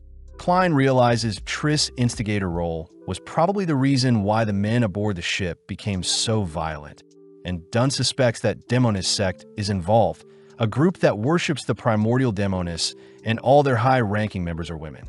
Having arrived at their destination, Dunn heads inside whilst Klein waits outside, worrying Klein as he hears that the later sequences for the assassin pathway favor female users. As the police storm the building, they choose to evacuate the ladies inside, but a particular lady bumps into Klein, uttering that she doesn't feel good. With Klein confirming that the lady's conditions are normal, we see Dunn uncover that Triss isn't in the building, leading the gang to put up flyers to help with Triss capture. In the coming days, it was reported that Triss was never found and the search was called off, but on the bright side, Klein had been approved as a full-time employee with a new weekly wage of £6. Klein says he spends his time visiting the club a few times a week, and his meeting with Alger and Audrey have slightly changed since Alger acts a little different now. But luckily, Klein had finished crafting the amulets for both Melissa and Benson with the remaining time he had. With time passing, Klein diligently works through his mysticism classes and trains his physical body, cutting to one fateful day where Leonard has come to ask for his help. Leonard explains that the death rate over the past 2 weeks have spiked 5-fold. Most of these cases involve poisoning, self-immolation out of revenge, and self-assassination due to living conditions. Klein is saddened to hear that the workers that passed were all too weak to survive, reminding Klein of his mother, as it was ultimately Benson who had taken up the mantle and saved his family from meeting a similar fate. Getting to work, Klein uses his amulet to live through the workers' lives, only to report that a pale and soft woman touched them all before they each passed. With Har, the squad captain for the Punishers, present with a Sequence 8 sailor pathway, Dunn, Harv, and the other gathered men all suspect that Triss and the Demon Sect are involved somehow. Focusing in on all the cases, Klein suddenly realizes there is a connection, and as Leonard forces Klein to share his theory, Klein says that the people that had passed would have died anyway, so the Demon Sect must have cut their lifespan short with life usurpation. Leonard suspects that the Demon Sect's objective is to summon an evil god or devil, something that would explain why there is suddenly an influx of deaths in Tianjin. And seeing as the gathered men all agree with Leonard and Klein's theory, Leonard boldly points out how genius they are. Klein asks if Leonard has had any strange encounters recently, but Leonard refuses to reveal anything, simply warning Klein they'll remain colleagues as long as Klein is loyal to the Nighthawks. with the gathered men realizing that an altar must be the root of their troubles. Klein is tasked with searching for said altar, and with a rough sketch of the location, the men begin their search through town. Klein reports that there is some interference obstructing his tracking, but the men suspect that the locations with high death counts like the Southern Industrial Area and the Westboro will be their best bet. Within a few moments, Klein and the men lock onto their desired location, and with Dunn pulling the culprit into a dream, Leonard and the others are tasked with infiltration. Following the lady culprit, she is interrupted whilst applying her makeup, swiftly donning her hood only to activate a ritual that enshrouds her body. As Fry enters into the lady's yard, we see several strange figures chasing after him, and as Fry locks onto the figures chasing him, the lady manages to puncture him from behind. Sadly, the lady is completely deceived as Fry's body evaporates, allowing Leonard to make his appearance as he begins knocking the lady around. Before the lady can be consumed by Dunn's nightmare, she slits her own hand to escape the dream. In the real world, the lady leaps to evade Fry's gunfire, and as Dunn rushes in to help with her capture, Klein is left to wonder if the Sequence 8 Leonard and the Sequence 9 Fry will be enough to subdue the Sequence 7 lady. As the lady leaps around her mansion rooftop, Leonard manages to land a direct shot onto the lady, but she unveils a substitution spell that sends shards of glass towards Leonard and Fry. Luckily, Dunn cancels out the spell, but this buys the lady enough time to re-enter into her home, only to head towards an altar in the center of her home. Praying to the shrine, the lady asks to borrow power from the demoness, and within a few seconds, a massive surge of power can be felt from inside the home. Dunn orders Leonard and Fry to circle the house, but as the lady finishes her ritual, strange shadow monsters can be seen spilling out from the house. As the shadows attack Leonard and Fry, we see Fry caught off guard and frozen by the shadows, but luckily his heartbeats ward off the attacking creatures. Dunn is seen entering the house through a window, suddenly attacked and blinded by a curtain, but when Dunn frees himself from his binds, he manages to land a shot on the floating curtains. Strangely, the shot hits something that produces blood, but off in the distance Dunn spots the lady holding the demoness statue. As the demoness statue sends out strands of hairs to consume Dunn, Dunn acts quickly to activate his sleepless skill, blowing away the attacking hair. With Dunn severely weakened, the lady flees the scene only to distract Leonard with some of the attacking hair, successfully puncturing Leonard with a flower bud. When Leonard gives chase to the lady, they both end up meeting near a bridge, only for the lady to unveil her curse as a witch. Leonard begins to panic, seeing as a shadow is acting strange, and upon seeing the flower from earlier had infected him with black magic, Leonard rushes to retrieve one of his fingernails and some hair, dipping the nail in his scar only to toss it aside.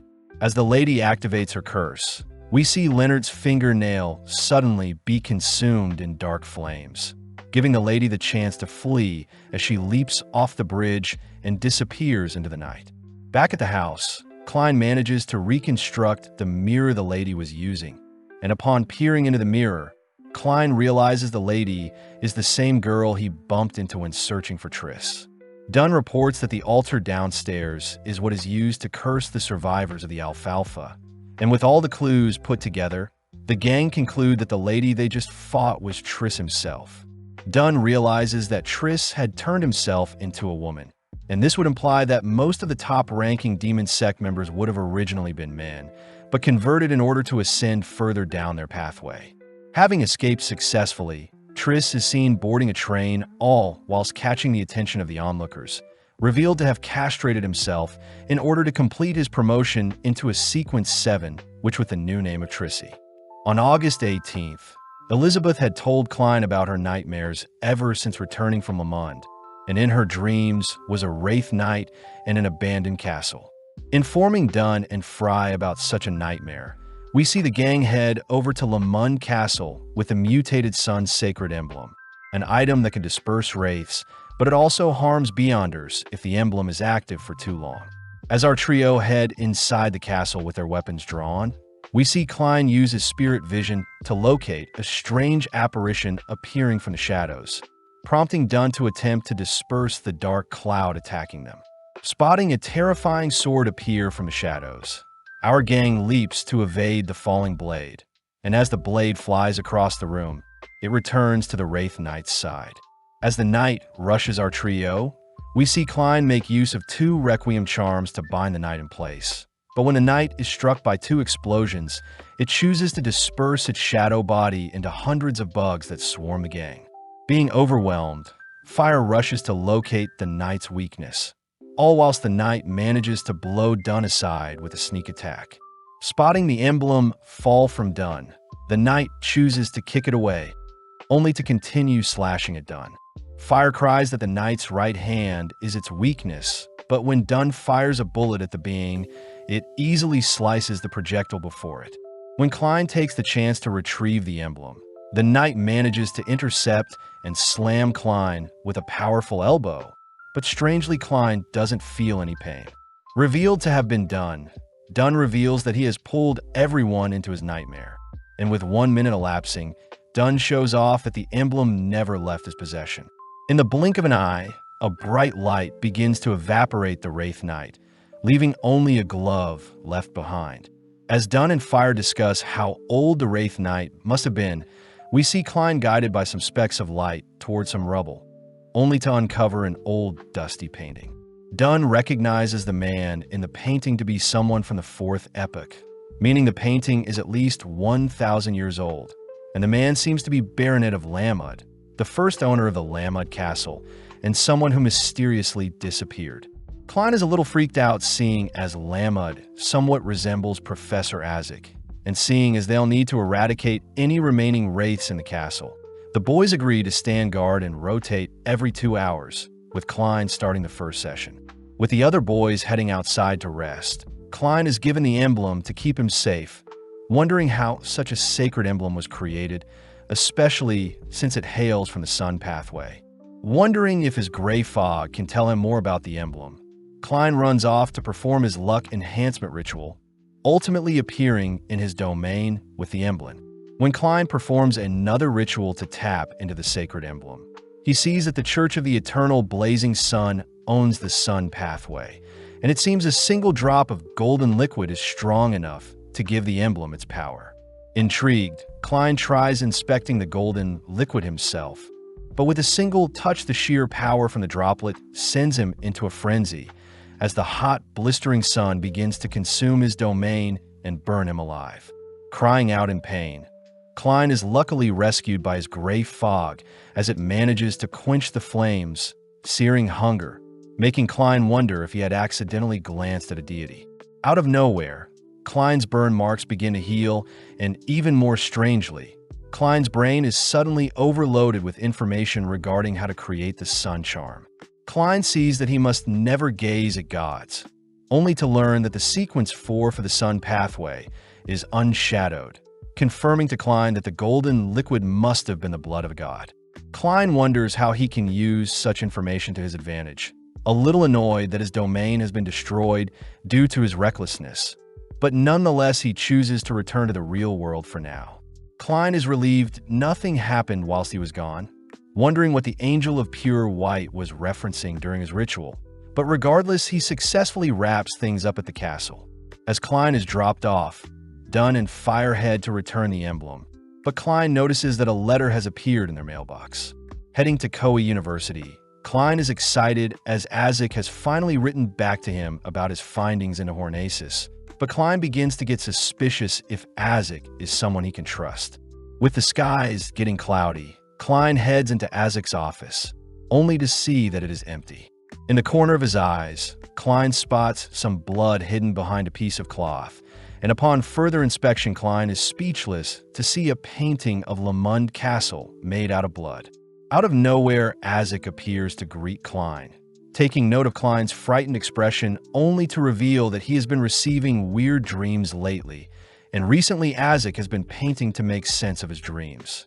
Isaac changes topics and hands Klein a book regarding the Hornaces main peak ruins, only to order Klein to sit down and read it, something that makes Klein stiffen up.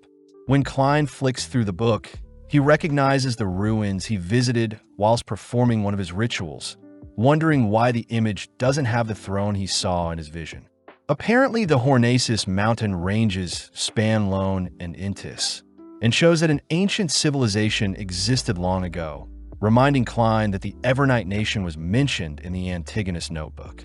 The book says that the beings in the past were humans that didn't believe in death and would pray to the Evernight, only to keep their deceased ones' bodies with them for 3 days, weirding Klein out as the book doesn't explain how the corpses were buried. Azik lightens the mood by serving some beverages, only to agree with Klein, as it seems the corpses from the ancient civilization seem to vanish, all thanks to the ruler of the Evernight, the mother of the sky. Klein wonders how these beings relate to the Evernight goddess, swiftly taking a sip of the coffee Azik had served him, only to dump in loads of sugar to sweeten the drink. Azik points out how Klein normally likes his coffee bitter, uttering that he had used mysticism to peer into Klein's fate, but sadly, he wasn't able to see much. Azik sternly asks if Klein has seen the Lamund castle before, freaking Klein out as Azik suddenly appears before him, only for silence to fill the room. Luckily, Azik doesn't seem to be hostile, as he says he wants to find out more about his past, cutting to a few moments later where Azik and Klein are heading back to Lamund Castle. Klein says he was able to sneak away and perform a divination in his domain before coming to the castle, having full faith that Azik is a good man, especially since he foresaw Azik saving him in the future. Azik still remembers the scenery around the abandoned castle, easily able to point out where the stables were, and upon walking up to a pillar, Azik says his son used to carry around a heavy sword. Klein begins to put the pieces together, as it seems the Wraith Knight was actually Azik's fallen son, and as Azik ascends the stairs before them, he magically draws the blade left behind by his son. With a single swing, the surrounding scenery begins to piece itself back together, only for our duo to be sent back in time, allowing Klein to catch a glimpse of Azik's son playing with his longsword. Sadly, Azik's dream crumbles before them, prompting Klein to ask if Azik is okay. When a strange odor can be smelt, Klein deduces that an evil spirit is being suppressed somewhere, suddenly led underground by Azik. With his spirit vision, Klein scans the area only to stumble onto a ritual that is used to seal wraiths. And as Azik leans over the ritual site, he pushes away the lid only to reveal the corpse of a fallen knight. Before Klein can say anything, Azik begins to break down, suddenly swelling with power as a powerful gust of wind blows Klein into a wall. Instantly, hundreds of spirits begin to flock to their area, all whizzing past Klein and towards Azik, only to project what remains of them before Klein. Flung into the past, Klein is placed into the aftermath of a war-torn time, and with some men burning the bodies of the deceased, they're frightened away to see Azik himself rise up from the body of corpses. A strange older lady cries out that a curse is keeping Azik alive, and seeing as he has been given a second chance, Azik rushes to slay the men before him. When Azik is cornered and overpowered, a strange being stands up for him, revealed to be a massive skeleton that towers over his foes. With his new powers, Azik was able to slay all of those who stood before him, ultimately donning a new identity as he rose up the rankings and amassed an army that fought by his side, and with multiple years passing, Azik was ultimately granted the title of Grand Baron Lamud.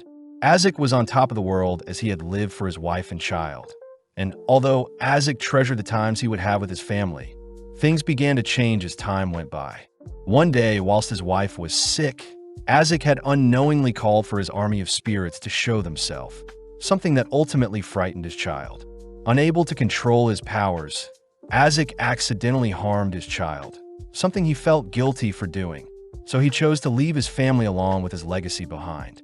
Although his son tried to look for Azik, Azik left without a trace, completely vanishing. In the present, Azik is revealed to be a Beyonder using the corpse collector pathway, and luckily Klein is able to snap Azik from his fit of rage. Azik shows Klein that his son's corpse was damaged, as it seems his head was stolen, explaining why the Wraith Knight appeared out of nowhere, something Azik suspects was done a few months ago. Pissed, Azik draws his own blood using his longsword, only to strangely strike Klein with his blood, magically dragging Klein into a strange realm. Seeing Azek standing before a door, Klein watches as hundreds of skulls collapse before Azek, only for Azek to point out a skull in particular, annoyed that he is unable to locate the whereabouts of his son's head. With a strange feather entering the room, Klein is amazed at Azek's powers, leading Azek to promise to get revenge for his son as he officially buries Tenno Egger's body, putting him to rest. Klein asks if Azek has remembered who he is, but Azek admits that his memories are fragmented, especially since he falls asleep every few decades, and it seems his memories get wiped every time. Azek says he is able to piece together his past lives with different families, and although he had treasured them, Azek had ended up leaving them all. Klein feels sympathy to Azek as he has lived many lives, but can't remember anything about them.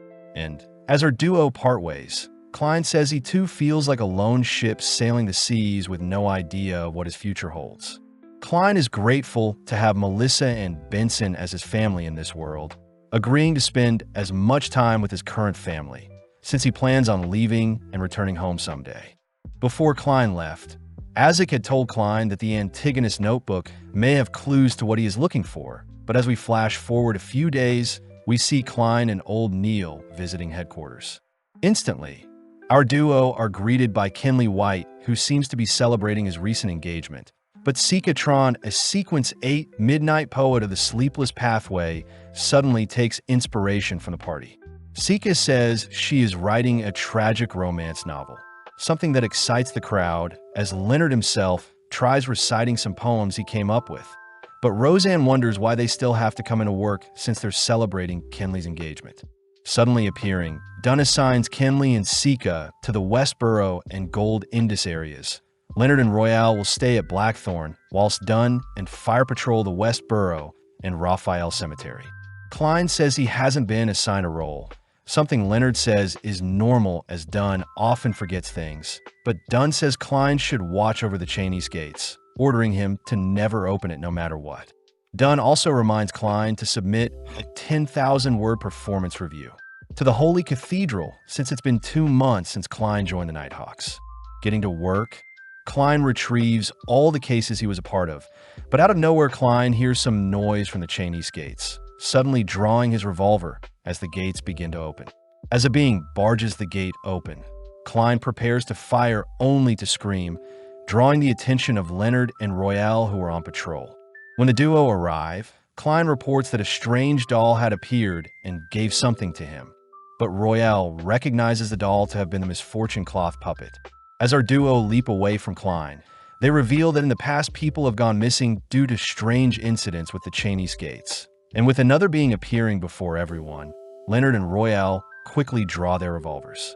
Luckily, it is just old Neil checking on Klein, uttering that he has stomach issues only to rush off to the bathroom, but Leonard reassures Klein that he is fine.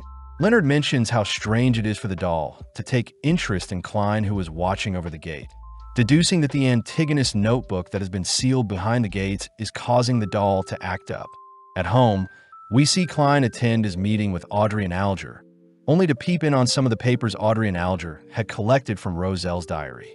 Klein learns that Mr. Zeradol is a descendant of the Zeradol family in the 4th epoch, and was also the leader of the Secret Order, and it seemed the Order members were fixated on stealing relics from the Antigonus family and had access to the Seer Pathway. Klein is grateful the pair was able to give him information on the Emperor's diary, offering to answer any concerns they have, only for Audrey to ask when her potion will fully digest. Having just read the information from the diary, Klein says it normally takes 1 to 6 months depending on the person, intriguing Alger as he reveals that a Sequence 8 listener from the Aurora Order is seeking the holy residence of the true creator. Alger adds that many believe that the true creator never died and had left behind its core, and it seems the Hangman card was modeled after the true creator when Emperor Roselle created the card. Klein utters that the true creator feels like a fallen creator, something that prompts Alger to ask if Klein would like anything else as payment, leading Klein to ask for more pieces of the Emperor's diary or anything on the Antigonus family. Alger says he heard the Antigonus family possess a terrifying pathway, something that can be traced back to the 3rd epoch known as the Cataclysm epoch. Apparently during the 4th epoch of the gods, the Antigonus, the Amon, and the Abraham families all supported the Blood Emperor in creating the Tudor Empire, but strangely the Evernight goddess eradicated the families and gave way to a new epic. With Klein ending the meeting, he wonders what pathway and relics the Antigonus family is hiding, plus it seems the Secret Order may have more information on the Seer pathway. Sorting out his thoughts, Klein revisits the first case where Bieber absorbed the notebook and the doll tracked him. Next was Vincent forcing Selena to perform dark divination through a mirror, but even still Klein can't find any clues linking them. Klein wonders if there was any interference during such cases, using his gray fog to peep into Elliot's kidnapping, only to realize that he had missed a clue regarding the notebook.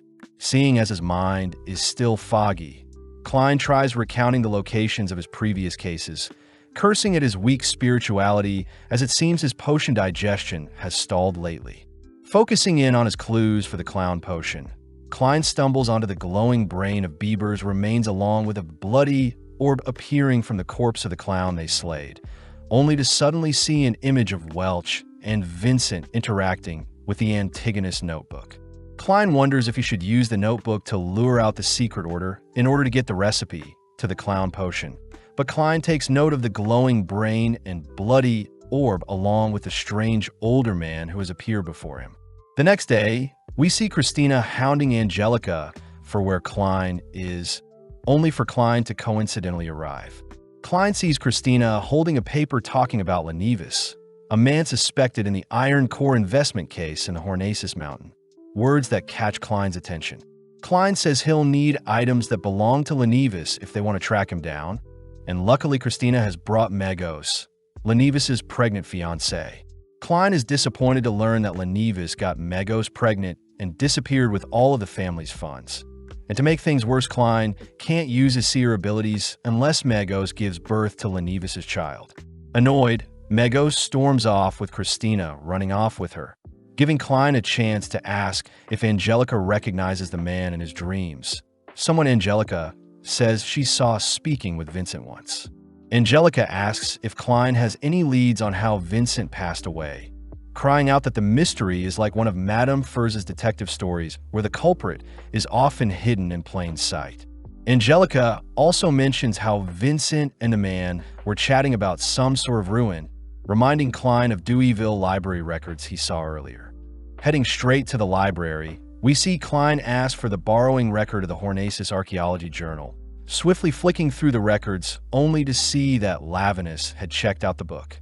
Strangely, Sirius Arapes is a name that appears quite often, and when Klein heads over to check out the book, he coincidentally stumbles on his Sirius himself. Before Klein can play it cool, Sirius bolts from their location, completely barging through a window to escape, prompting Klein to give chase. Using bloodstains to track down Sirius, Klein is caught off guard when a transformed Sirius is seen rushing towards him. But luckily Sirius falls short when leaping towards Klein. Klein chooses to put Sirius down with a bullet to the head, only to see that Sirius is a Sequence 9 secret supplement pathway user. With Sirius quickly losing spiritual energy, Klein enters Sirius's mind and quickly asks Sirius to disclose the recipe for Clown Potion, only to notice a pendant on Sirius's arm that reminds Klein of the Hang Giant, a revelation that brings Klein before the true creator. Luckily, Dunn knocks Klein back to his senses, reminding Klein to never communicate with the spirit body of a Beyonder gone berserk. When Leonard appears, he points out how odd it is for Klein to be involved in so many Beyonder incidents. And with Sirius officially passing away, the gang stumble onto a letter addressed to Mr. Z from the Aurora Order. Klein hears that all 22 Aurora Order members are represented by letters, and as Leonard reads the letters, Sirius says he knows the recipes for the Seer, Apprentice, and Clown Potion. Klein says he was only able to extract the Clown recipe, something that will need to be appraised by the Holy Cathedral. Plus, it seems like the Antigonus family has left behind some secret treasure on the main peak of the Hornacis mountain range, within the nation of the Evernight ruins. To end the letter, Sirius mentions preparations about Doomsday, as he had planned to sacrifice everyone in Tingen to their master. Heading back in his realm, Klein says the horrific pathway the Antigonus family was hiding must be the Seer pathway, and this would explain why Hornaces keeps appearing, but Klein wonders what Phlegria is referring to. Closing his eyes, Klein recounts all the information he has, only to think about if the seer pathway has any clues for him. Just then, Klein asks what the real reason for the previous Klein shooting himself was, choosing to investigate further with his mist, but it seems his spirituality is still too weak. Suddenly, Klein feels his potion digesting, a phenomenon that allows Klein to break free from his limits. Trying out his powers, Klein endlessly zips around Tingen City and immerses himself in the scenery without being detected. And when Klein stops before a massive building, strange pulses send him back into his domain, noting the red smokestacks to be where his next big clue is. Flashing back 1 month, we follow Lavinus, the Sequence 8 swindler for the Marauder pathway, placing Tenno's skull beside a lady with a familiar-looking pendant, only to leave the scene. With Hood Eugen, a Sequence 7 psychiatrist with the Spectator pathway along with 3 other devout followers, all giving up their lives, they successfully awaken a being using the lady's body. At night, Klein receives a nightmare of the note the doll had given him, quickly waking up as he wonders what the symbol he was shown could mean. Nearby Koei University, we see Klein fishing under a bridge, upset that he hasn't found any leads on the red smoke stacks, even with his divination and gray fog. Klein wonders who could be interfering with his snooping, wondering what else he can do to grow stronger apart from ascending with the clown potion. But suddenly Klein remembers the flaring sun charm. Before Klein can think of a way to use the blood from the eternal sun, Isaac appears asking what's on Klein's mind. Klein reveals that he has been trying to track down the people behind everything that has been going on, but Isaac advises Klein to ease off every so often, finally giving Klein the courage to request something from Isaac. Back in his domain, we see Klein receive another piece of Roselle's diary regarding a mysterious island, only for Audrey to report that she has been in contact with several secret Beyonders in hopes of gathering more diary pages for Klein. Alger offers to help Audrey find any information regarding the secret organization she may be after, but Alger says he'll need to be paid, demanding Audrey fork over £1,000 in non-consecutive old bank notes. Klein is surprised seeing as £1,000 can be used to buy a mansion, but without hesitating, Audrey agrees to pay up as she'll send over the money to Alger's desired address. Getting started, Alger reveals that over 100 secret organizations exist, with the notable ancient ones from the 4th epoch being the Secret Order, the Demonist Sect, and the Moses Ascetic Order. Interestingly, Moses Ascetic is the oldest of the order with a Sequence 9 pathway of Mystery Prior, a pathway Klein recognizes old Neil to have, and they worship the hidden sage god. In the present day, the Moses Prior is considered an evil organization, and this is all due to the hidden sage god personifying itself to be an evil god. As for orders created early in their epoch, the Rose School of Thought and the Numinous Episcopate that worship death are orders that reside in the southern continent. Finally, the Aurora Order, Element Dawn, the Psychology Alchemist, and others all came to fruition in the past 2 to 3 decades. And with that information, Klein ends their meeting. The next day, we see Klein brushing his teeth, all whilst wondering if the Numinous Episcopate could be linked to Isaac, plus Isaac still needs to help Klein with the thing he asked of him. Outside, Klein hears a paper boy selling newspapers regarding the Evernight Goddess, and as Klein rushes to purchase a paper, he accidentally bumps into Benson and Melissa, who has just returned from their morning shopping. Melissa is surprised to see Klein has a revolver on him, but Klein utters that he is working as a consultant, so such a weapon is necessary, cutting to a few minutes later where Klein is seen skimming the newspaper he bought. Klein sees that there have been no casualties lately, and only worshippers of the Evernight Goddess have been targeted, something Klein believes to be Isaac's doing. Arriving at the bar below their headquarters, Klein notices Neil stopping Harv from leaving him, and upon seeing Klein appear, Neil asks right the bartender for 3 beers. With Harv forced to pick up the tab, we see the boys toasting and chugging down the beverage, only for Harv to begin complaining about the hauntings that have been targeting the Evernight worshippers, a serious issue for Harv and his mandated punishers, seeing as the docks are his territory. Harv wonders if he should get done to help deal with the issue, pointing out how the spirit bodies haunting people appeared to be ancient beings from the 4th epoch, a phenomenon that confirms to Klein that it is Isaac's doing. Quickly changing the topic, Klein forces them in to cheer as they drink a little longer. And with Neil tossing Harv's flask refilled with some booze, the boys watch as Harv departs. Right on cue, Leonard appears, asking for Neil to report to Dunn. Dunn admits that the hauntings at the dock is quite suspicious, and seeing as Leonard and Kinley are familiar with the docks, Dunn asks for Neil to accompany them and figure out the matter. Klein interjects, volunteering himself to deal with the matter, and with Neil promised a bonus when he completes the mission, Dunn reveals that they can't bring the sun emblem since the area may be too crowded and the emblem may harm them indirectly. Luckily, Klein says it's better to be safe in case any wraiths appear, something that sways Dunn.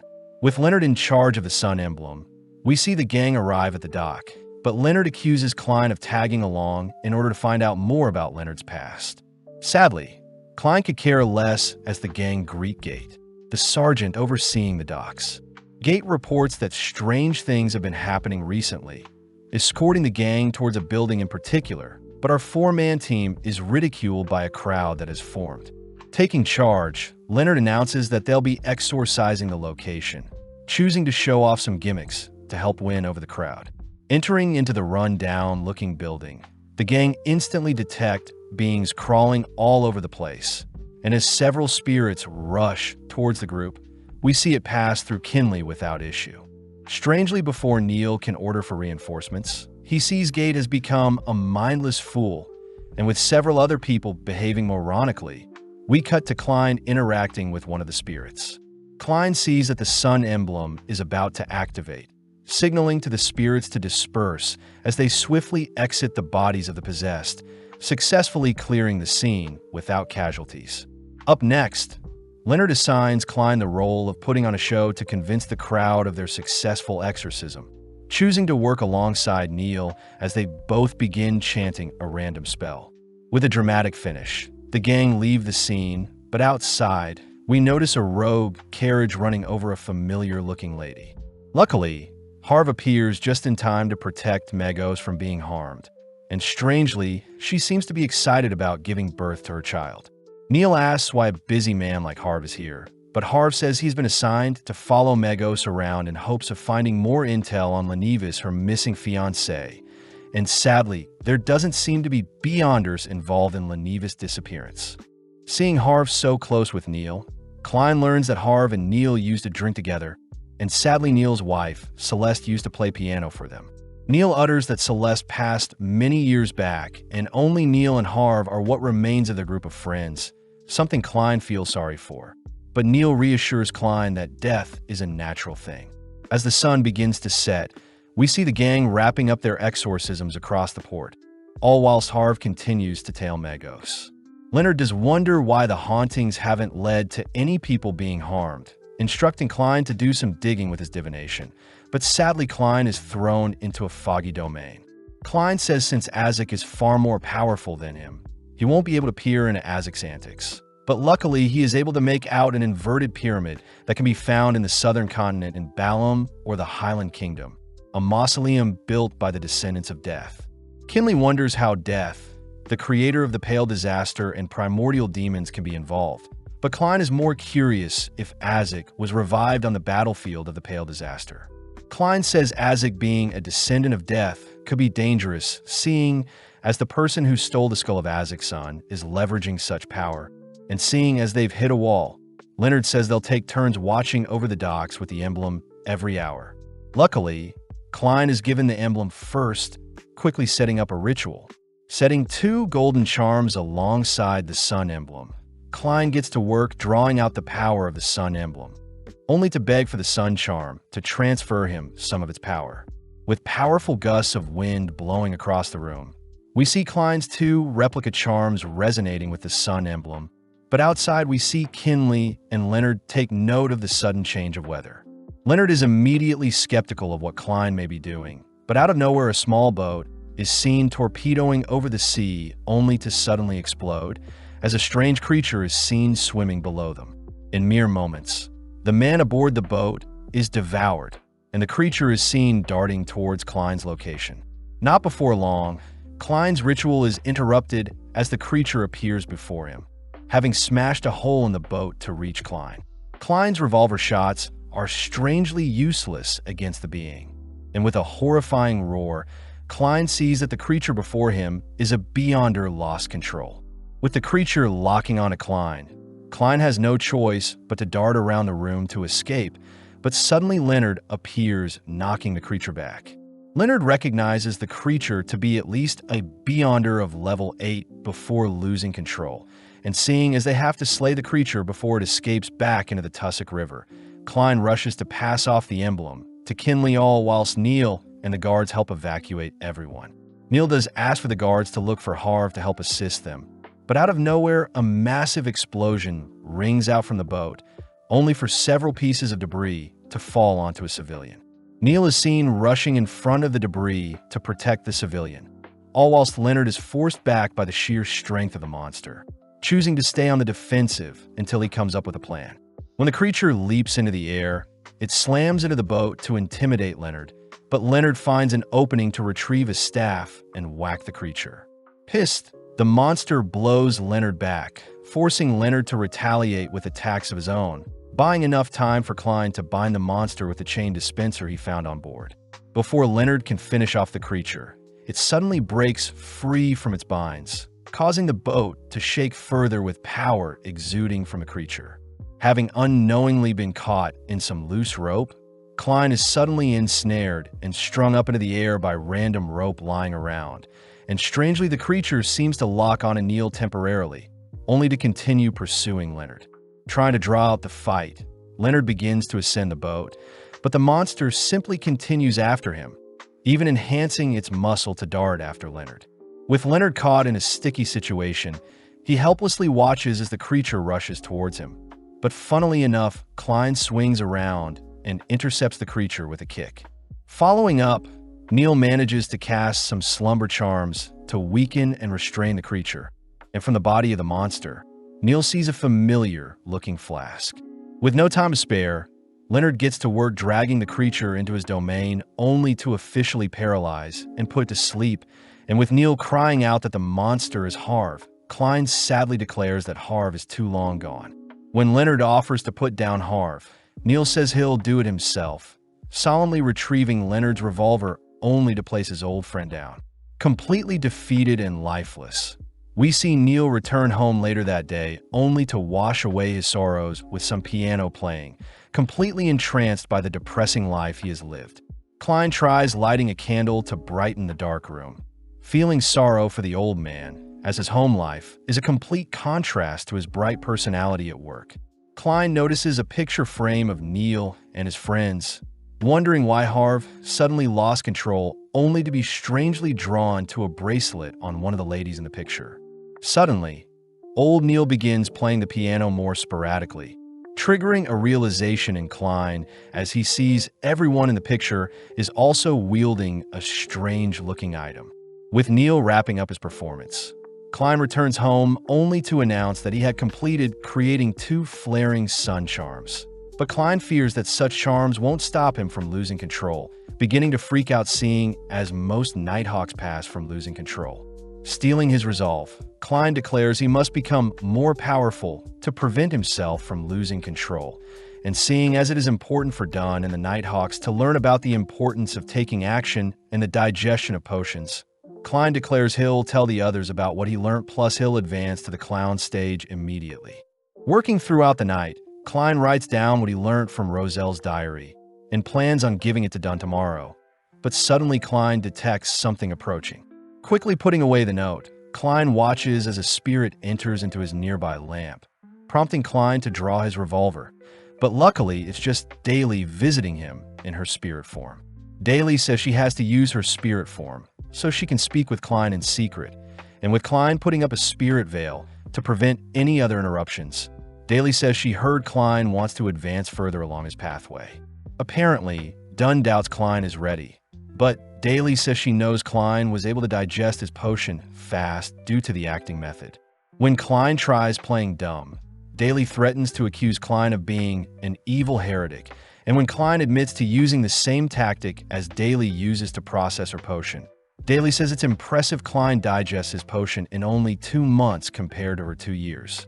Klein deduces that the higher-ups are aware of the acting method, hearing that in the revelation of the Evernight, the method was disclosed, but it's strange how many of the lower-ranking Nighthawks are kept in the dark.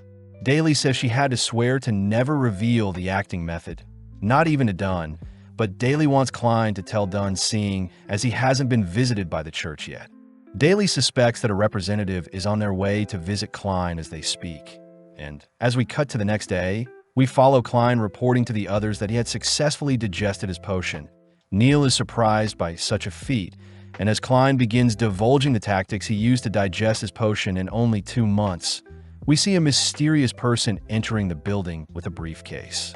As Klein braces everyone for what he is about to say, the gang are suddenly interrupted by Roseanne, who informs everyone a certain man is visiting. Immediately, Klein is tied to a chair, all whilst the goddess's sword, Reverend Crestet Sesamir, a Sequence 5 spirit warlock of the Sleepless Pathway, begins his interrogation. Crestet is known as one of the 3 Red Glove users, a legendary squad acknowledged by the goddess's sword, making Crestet equal to a Sequence 4 demigod. As Crestet consumes Klein in his domain, he demands to know how Klein stumbled upon such information to digest his potion and why he tried leaking the information to his allies.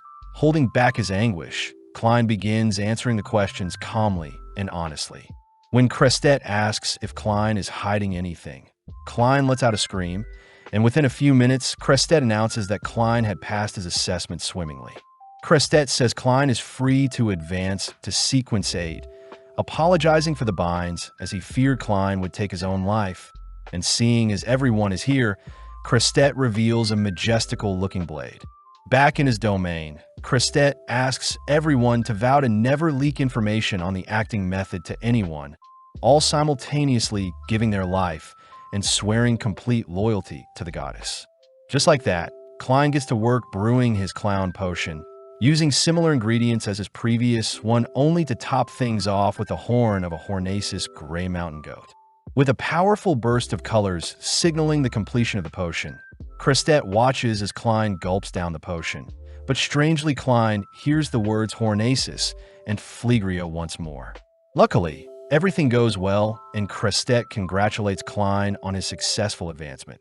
But before he departs, Crestet warns Klein to use his powers wisely and be cautious around other high-ranking seers in fear that they are evil. Walking around, Klein excitedly observes his body is much lighter than before, and upon seeing Roseanne tripping with some papers in hand, Klein easily catches Roseanne and gets to work retrieving the loose papers. As done, Neil and Kinley appear to check on Klein. Klein suddenly is able to foresee that Neil will adjust his tie with his left hand, a vision that comes true. Klein wonders if there are any other skills he has acquired, choosing to mimic the clown's air bullets. But it seems such a power requires a Sequence 7 advancement. Taking out a piece of paper, Klein blitzes the paper into a nearby wall, a skill that makes Klein want to carry tarot card around a toss. Kinley says he'll work hard to catch up to Klein, but suddenly Neil begins coughing profusely. Strange seeing as Klein's spirit vision shows nothing is wrong with Neil's physical health. Weirdly, Klein sees a silhouette looming behind Neil, only for Neil to regret his life's decisions as he wasn't able to achieve as much as Klein has in 2 months. Neil suggests that they throw a party to celebrate Klein's advancement, offering up the restaurant near his home, and it seems everyone will be able to attend except for Sika, who needs to guard the Cheney's gates. Later that evening, we see the gang gathering at Neil's home, and as Klein heads to get Neil, we see the doors suddenly shut in Klein's face. Klein tries calling out to Neil, reminding Neil that they have dinner plans, but weirdly Neil cries that he can't come out right now. Immediately, Dunn orders Leonard, Kinley, and Dyer to head off somewhere, only for Dunn himself to speak with Neil. Dunn calmly says they can reschedule if Neil is feeling ill, asking if they can quickly check on Neil, but Neil suddenly cries that he can't trust them, all whilst a strange bloody ooze seeps out from his home. Remaining calm, Dunn says Neil can trust him, words that convince Neil to open his home to the gang, but at the same time we see Leonard, Fire, and Kinley praying they'll make it to their destination in time. Upon entering Neil's home, The gang are disgusted and horrified by the bloodied mess that has covered Neil's home. But once again, Dunn patiently asks for Neil to show him what he looks like. Neil cries that he has endured and suppressed what he truly is all this time. And as Klein foresees a tide of blood rushing towards them, Dunn signals for the gang to enter deeper into Neil's home. When Klein heads up the stairs, he is met with a wall of flesh, only to hear Neil begging the gang to leave. Sadly, Dunn follows after Klein, reminding Neil that they've known each other for 15 years. And when Dunn swears he's not here to arrest Neil, Neil finally lets down his wall of flesh. Neil chooses to show off his face to prove that he is fine, promising that things will go back to normal tomorrow. But Dunn asks what Neil has done to himself. Neil reveals that he has been trying to resurrect Celeste, uttering that 20 years ago, he was unable to help Celeste with knowledge from the mystery prior Maxim nor Daly's intel. Neil says he is so close, prompting Dunn to ask what Neil plans to do.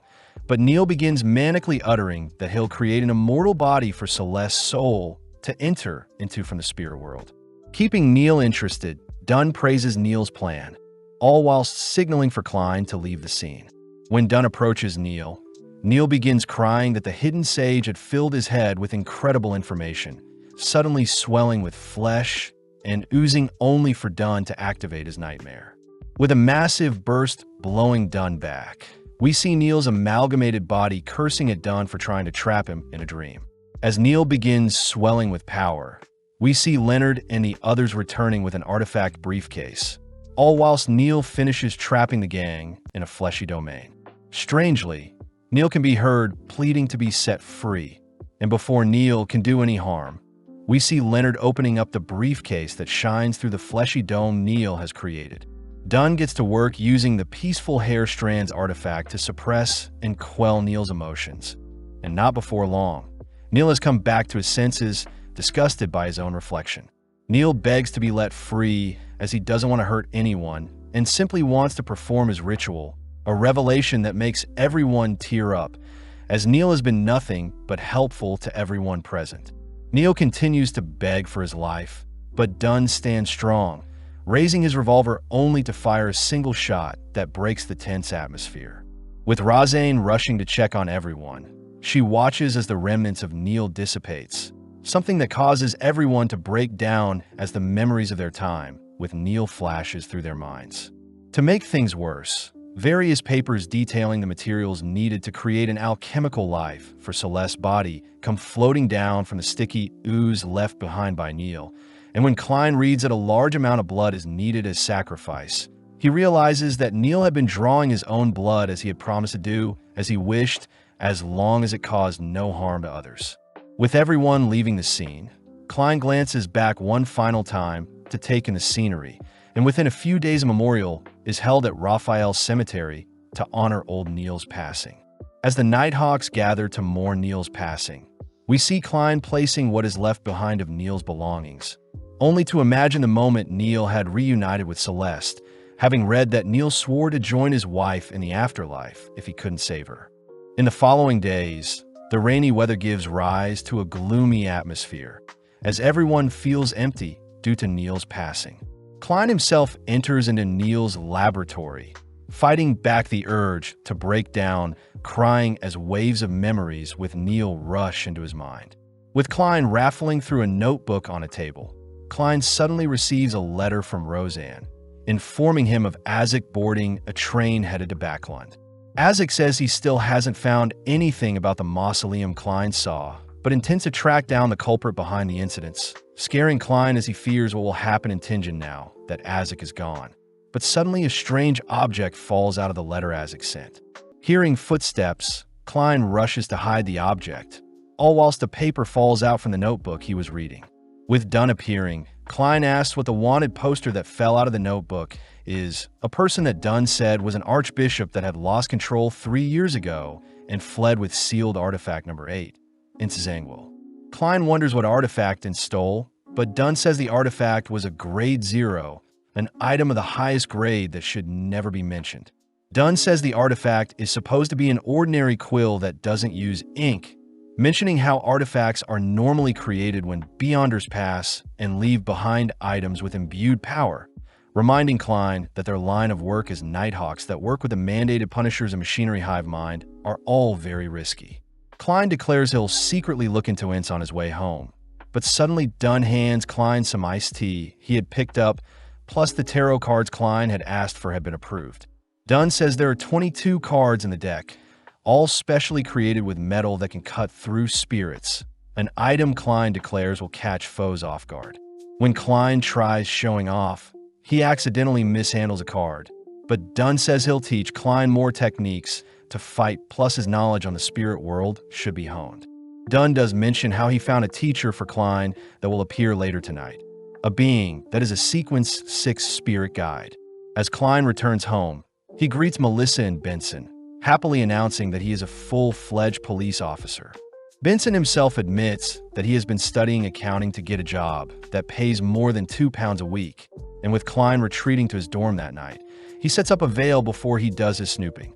Checking out the whistle Azek had sent, Klein is instructed to blow into it, but sadly nothing happens.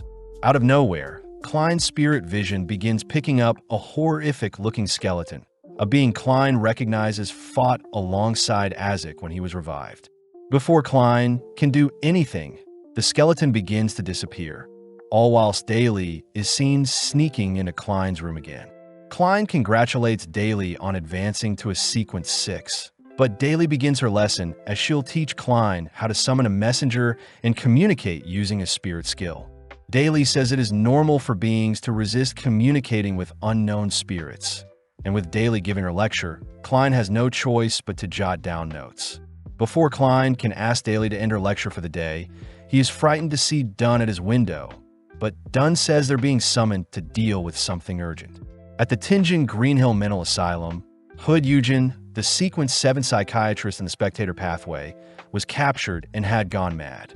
Dunn says his nightmare skill can't infiltrate Hood's mind, so Klein is tasked with using his spirit communication. But when Klein approaches Hood, Hood suddenly begins to act normal. Hood says he has been expecting Klein, demanding to know where the cake Elle had promised is, but Klein sadly says he has no such thing. Pissed, Hood rushes towards Klein, all whilst breaking free from his chains. Reacting fast enough, Klein makes use of his tarot cards to pin Hood to a nearby wall, and before Hood can attack once more, Dunn activates his nightmare to further bind Hood in place. Seeing an opening, Klein gets to work setting up the ritual to infiltrate Hood's mind, and in mere moments Klein is seen swimming through Hood's head. Strangely, the majestic world around Klein is a place he suspects to be the spirit world, the convergence of all time itself. Seeing the entrance to Hood's mind, Klein begins floating through the strange space, and upon seeing Hood off in the distance, Klein employs some birds that become mouths to help with asking who Hood is. When Hood doesn't respond, Klein asks who the L is that had promised Hood a cake, but Hood simply utters that it stands for Lenivis. With Klein flinching at the strange apparition that had appeared behind him, Klein wonders if Lenivis is a Sequence 8 swindler of the Marauder Pathway, explaining how Lenivis was able to get away with fraud. Suddenly, Hood reveals that Lenivis has relations with psychological alchemists, and had promised to give Hood the immortality that he had yearned for. Klein gets weirded out seeing how manic Hood is acting, and as Hood begins to pull together the water surrounding them, a strange black ooze begins to recreate the body of the true creator. Sensing something off, Klein begins to flee the area, all while scary hands try reaching out to him. And with Hood too far gone, Klein reasons he should escape before his mind collapses. With the space around him getting more chaotic, Klein begins to see the world compress and morph, ultimately swallowing Klein up. In the present, Hood has appeared before Klein, ready to rip his eyes out, but a single bullet from Dunn puts the man down. Dunn hears that Hood had been influenced by a creepy altar relating to the true creator, and it seems the Aurora Order and the psychological alchemists may be up to something. Dunn reminds Klein that the letter they found on Sirius referred to a doomsday, deducing that Lenivis is involved somehow, so immediately a search for Lenivis is put in order. During the search, John Maynard, a mayor candidate for the new party, is brought up. Out of nowhere, we see a lady slapping and accusing Sharon Coey of murder, a lady that is Baron Coey's widow. When a blonde boy checks on Sharon, Klein learns that the boy is Sharon's stepson, and the lady that slapped Sharon is Mary Maynard, John Maynard's wife. Seeing Sharon so casual, Mary tries attacking Sharon again, but an officer steps in to stop her.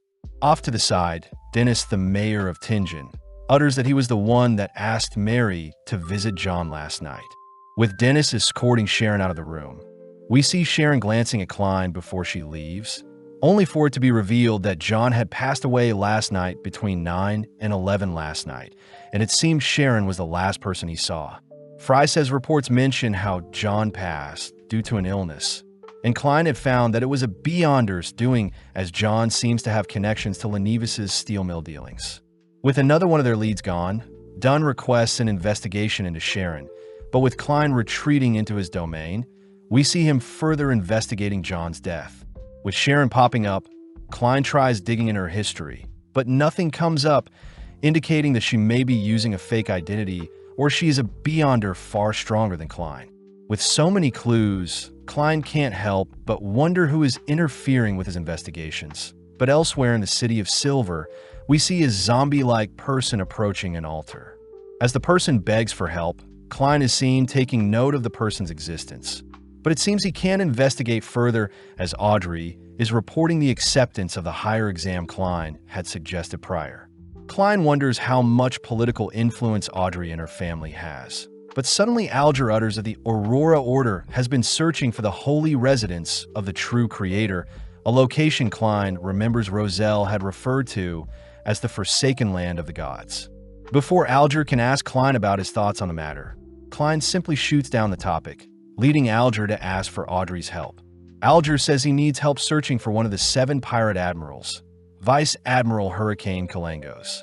With Klein curious as to who this pirate is, he can't help but notice the person from earlier still praying to him. And with Klein reaching out to listen to the prayer, he is unable to recognize the language being used. Racking his brain, Klein deciphers the language to be Jotun, an ancient tongue that is thousands of years old. Answering the person's prayers, Klein manages to accept and pull his powers together in order to summon the person into his domain, a man by the name of Derek Berg. Completely thrown off, Derek is horrified to see 3 looming shadows before him, only for Klein to introduce himself as the Fool, Audrey as Justice, and Alger as the Hangman. As for Derek, he is prompted to pick an alias based off a tarot card, and without hesitation, Derek chooses the Sun card.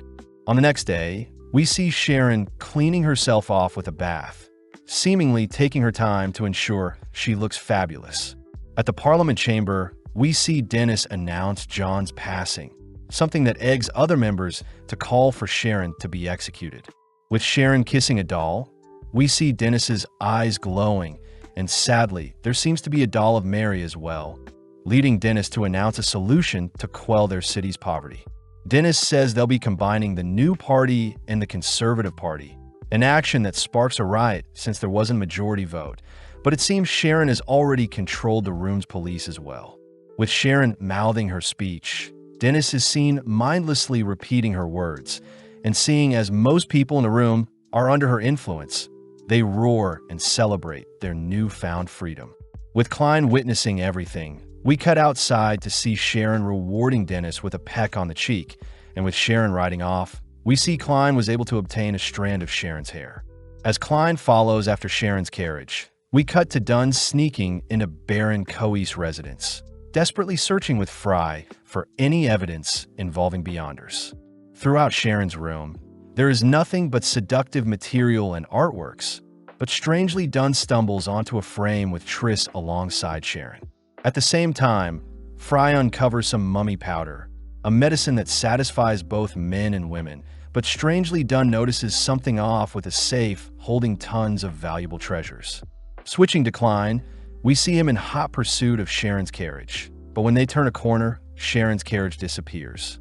Using his staff and Sharon's hair, Klein manages to relocate the carriage, but after a short while, Sharon is seen burning up some of her hair to prevent Klein from further following her. Strangely, Klein has stopped at Blackthorn headquarters, but as we cut elsewhere, we see a hooded figure ascending some spiral stairs. At the top, we see Sharon, revealed to be a Sequence 6 pleasure madam of the Assassin Pathway and a member of the Demonist sect, greeting the hooded figure. With Sharon regarding the figure as her higher-up, we see the girls whispering sweet and seductive words to each other. We see Sharon declare she'll offer up all of Tenjin to her master. Sadly, her master kicks Sharon away, reminding Sharon to not cause too much trouble for her. Revealed to be the Saintess of White from the Demonist sect, the Saintess threatens to retrain Sharon if she continues to act up, all whilst disgustingly revealing the eldritch horror she has hidden under her dress. With Sharon left alone, we see that she is hidden behind a clock tower. As for Klein, we follow him as he sneaks into Baron Koi's mansion. At first, Klein notices nothing peculiar, only taking note of the adorable cat that roams Sharon's room. But upon inspecting the same vault as Dunn, Klein uncovers a secret compartment. Unsealing the compartment, Klein uncovers a man that looks exactly like Sharon, wondering if Sharon underwent the same transformation that Triss did. Out of nowhere, a gust of wind draws Klein's attention to a nearby window, and upon grazing the window with his palm, the window crumbles to reveal a disturbing-looking room. Seeing various corpses strung up by webbing, Klein takes note of the sea of puppets on the ground along with a familiar-looking altar, and as the altar turns on, it sends out another burst of wind towards Klein. Alerted, Sharon enters the room, immediately scanning the area for any intruders, all whilst Klein hides behind some curtains. Seeing one of her curtains fluttering, Sharon marches to confront the intruder, but luckily Sharon's cat crawls out from the curtains. With Sharon adoring her cat, she still chooses to pull back the fluttering curtains, all whilst Klein shrieks. Flashing back an hour, we see Klein had returned home after he failed to track down Sharon, only to remember that Daly had told him a summoning method to call forth himself as a messenger. Getting to work, Klein erects his veil only to call out to himself as the ruler above the gray fog, and with a burst of light surrounding him, Klein checks to see if anything happened. Realizing that he needs to be above the gray fog to answer his own prayer, Klein steps into his domain only to appear as a spirit before his own physical body. Klein takes note of the gray fog enshrouding his body, plus it seems his flaring sun charm is being put to work as well, preventing his spirit body from being scorched by the sun. In the present, Sharon rips back the curtains only to be unable to locate Klein in his spirit form. Immediately reporting to Dunn about his findings, Klein tells Dunn about the Demonist sect statue he uncovered, something that frightens Dunn as he asks for Fry to take over his Chinese gatewatch duty. Needing backup, Dunn and Klein head to retrieve an artifact to deal with the Demonist sect, both heading through the massive Chinese gates only to greet a man who asks for some paperwork. Following the old man, our duo are led through a huge corridor filled with various moving pieces, and as they enter deeper into the corridor, they eventually reach a cliff.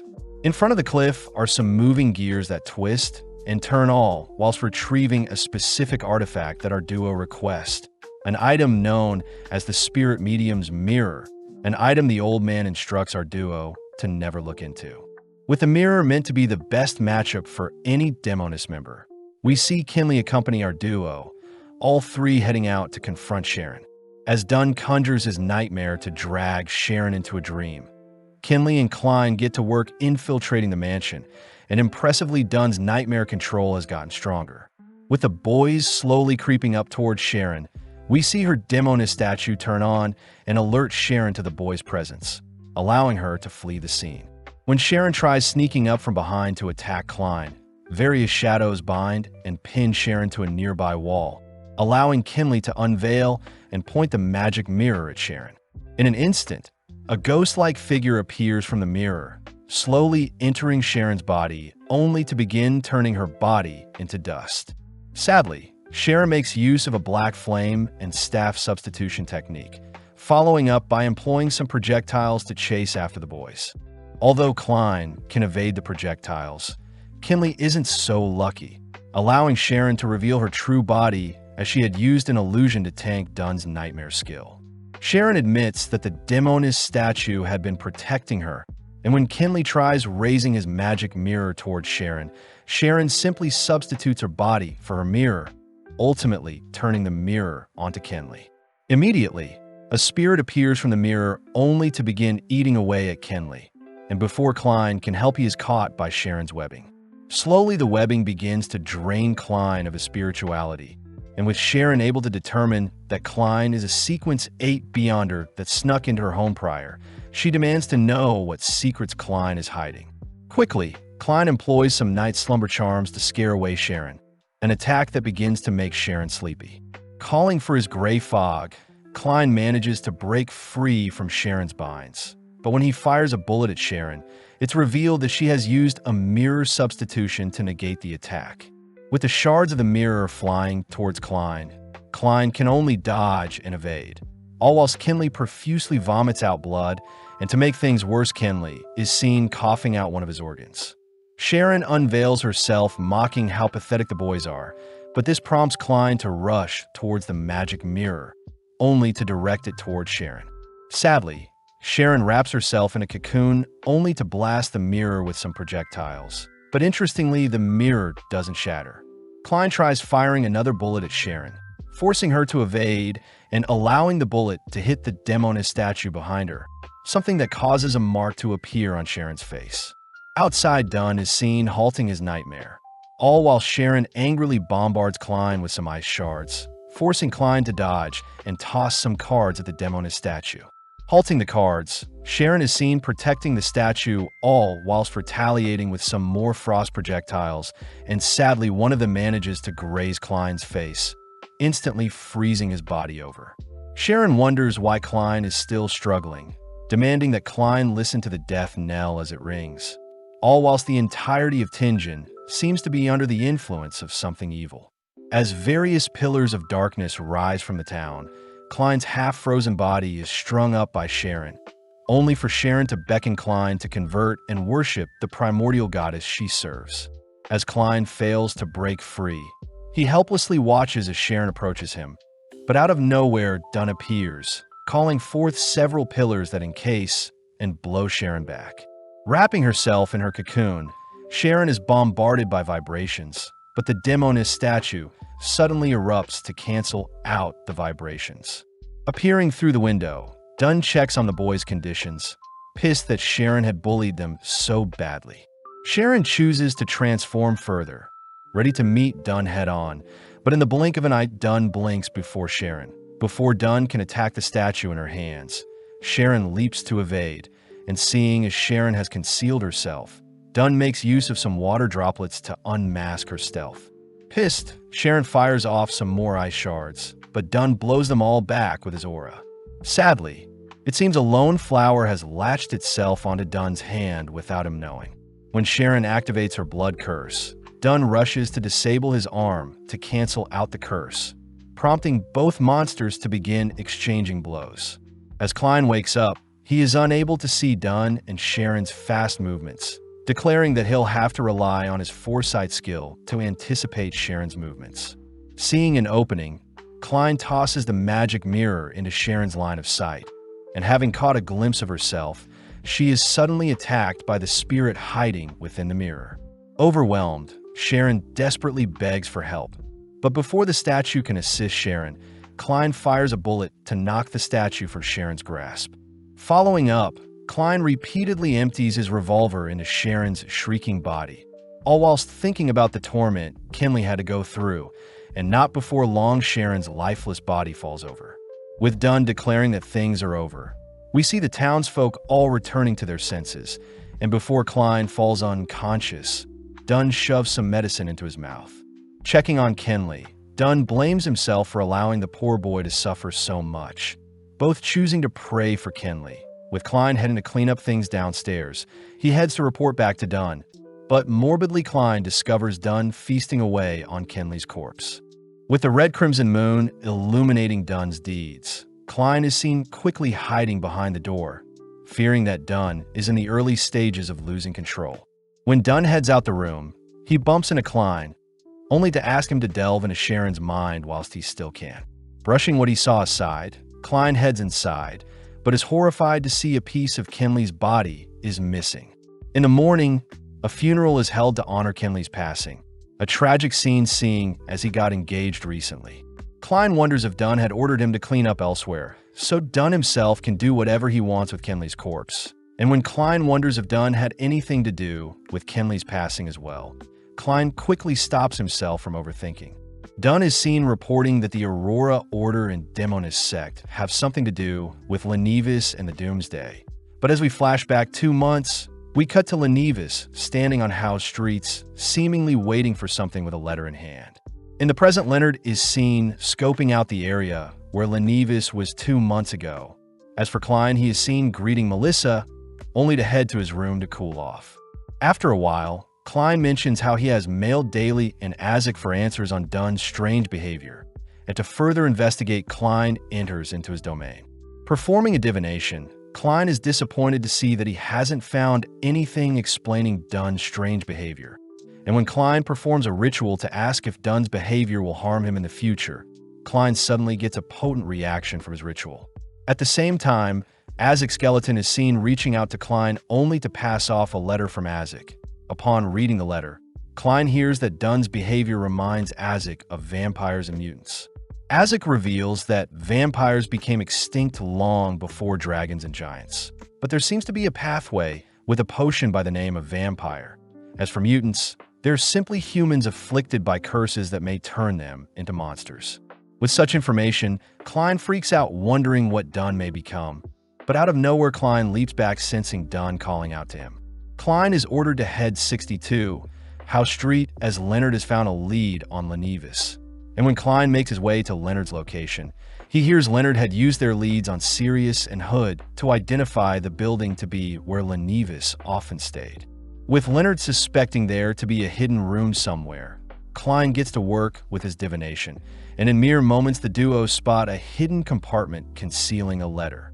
Reading the letter, the duo are shocked that Lenivus has addressed the letter to them, and to make things worse, Lenivus is using the resentment from the poor factory workers in town to his advantage. The letter announces that a bomb has been placed in the heart of Tenjin, and seeing as the bomb will grow stronger the longer they wait, the boys quickly rush back to headquarters to report their findings. Heading up the elevator, Klein wonders if the bomb is a sort of ritual that accumulates power, a setup that Leonard agrees is possible, but Klein suddenly remembers the creepy-looking altar he saw in Hood's dream. At the same time, Megos appears having followed the boys, but Klein gets weirded out seeing how strange Megos is acting. Fearing for her health, Klein reasons he should check up on her using his spirit vision, but upon glancing at Megos, Klein's heart almost stops as a searing amount of pain forces Klein to divert his eyes away from Megos' belly. With Klein realizing that the bomb left behind is the evil inside of Megos, he notes that Azek's whistle is no longer working due to interference, but luckily his sun charm hasn't been damaged. Breaking the silence, the boys ask what they can help Megos with, but strangely Megos mentions how her child had asked her to come here today. Before Leonard can act rashly, Klein tasks Leonard with keeping Megos calm, whilst he rushes to report everything to Dunn. Seeing Megos ripping out her hair, Leonard asks where Megos first met Lenivus, prompting Megos to excitedly recount how she met her husband at the city council ball. Megos was swept away by Lenivus's rich and kind personality, and strangely Lenivus had only asked to dance with Megos, both ending the night with a kiss. As time went by, Megos got pregnant, and it was then when Lenivus admitted himself to be a fraud, even tormenting Megos, but Megos still loved Lenivus dearly. Lenivus had even given her a necklace and taken her deep underground, where she was tasked with giving birth to an evil god. But switching to Klein, he reports that there seems to be a god inside of Megos' belly seeing as he wasn't able to gaze at her child. Klein suspects that the body of the true creator is the child in Megos' womb, and this would explain why Haver lost control when he was tailing Megos on the port. With Klein and Dunn now peeping in on Leonard and Megos' conversation, Megos is seen acting more sporadic, and when Roseanne serves Megos some tea, Megos simply continues to rip out her hair.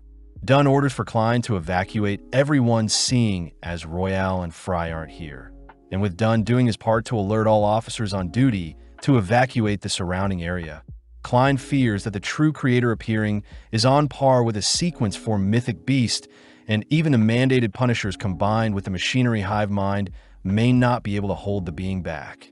Running through the corridor, Klein realizes that he should inform Azek of his findings.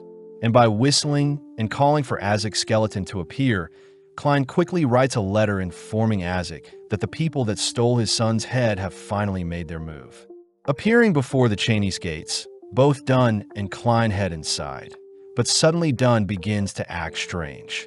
Brushing it aside, Dunn says they'll need to take 2 sealed artifacts, and sadly, it seems the mutated sun emblem is in Buckland, leaving only 3 other Grade 2 artifacts. First is the Blood Vessel Thief, an item that can steal one ability from their target, and with Klein put in charge of it, Dunn reminds Klein that he can wield the item for only half an hour before his life is ripped away. At the same time, we see Megos demanding that Leonard show her who he truly is, all whilst Leonard's shadow begins to bug out. As for Dunn, he is seen twitching as well, only to request the use of Saint Selena's ashes. Although the Guardians forbid Dunn from requesting such an artifact, Dunn uses his captain status to bypass such restraints, and seeing as the item is the core seal for the Chinese gates, Dunn asks that the Guardians be careful whilst he is gone. At the same time, we see Melissa and Benson clinging to each other, all whilst the residents of Tianjin flee the area. And with Dunn reporting that the Holy Cathedral reinforcements will arrive soon, Megos is seen almost reaching her breaking point. Strangely, Leonard's shadow orders him to flee, but suddenly Megos appears before Leonard, demanding to know what he is hiding. Luckily, Leonard defuses the situation as he says Lenivis will return soon and Megos can raise their child together. Words that comfort Megos. Leonard does hear that Megos had met Klein in the past before, and it seems the strange voice that had told Megos to come here today also knows Klein somehow. Cutting to Klein, he is given a letter Daly had sent to him, and to explain Dunn's strange behavior prior. Dunn explains that in mysticism, Beyonders are never actually destroyed or reduced. When Dunn and Daly figured this out, Dunn had taken it upon himself to consume and carry on the characteristics of all of his fallen Beyonders in the same pathway, to ensure their bodies wouldn't just be handed over to the Holy Cathedral. With time being up, Megos is seen swelling up all whilst energy surges begin to blow Leonard back, and when Leonard tries calling out to Megos, the emotions in her head cause her to explode.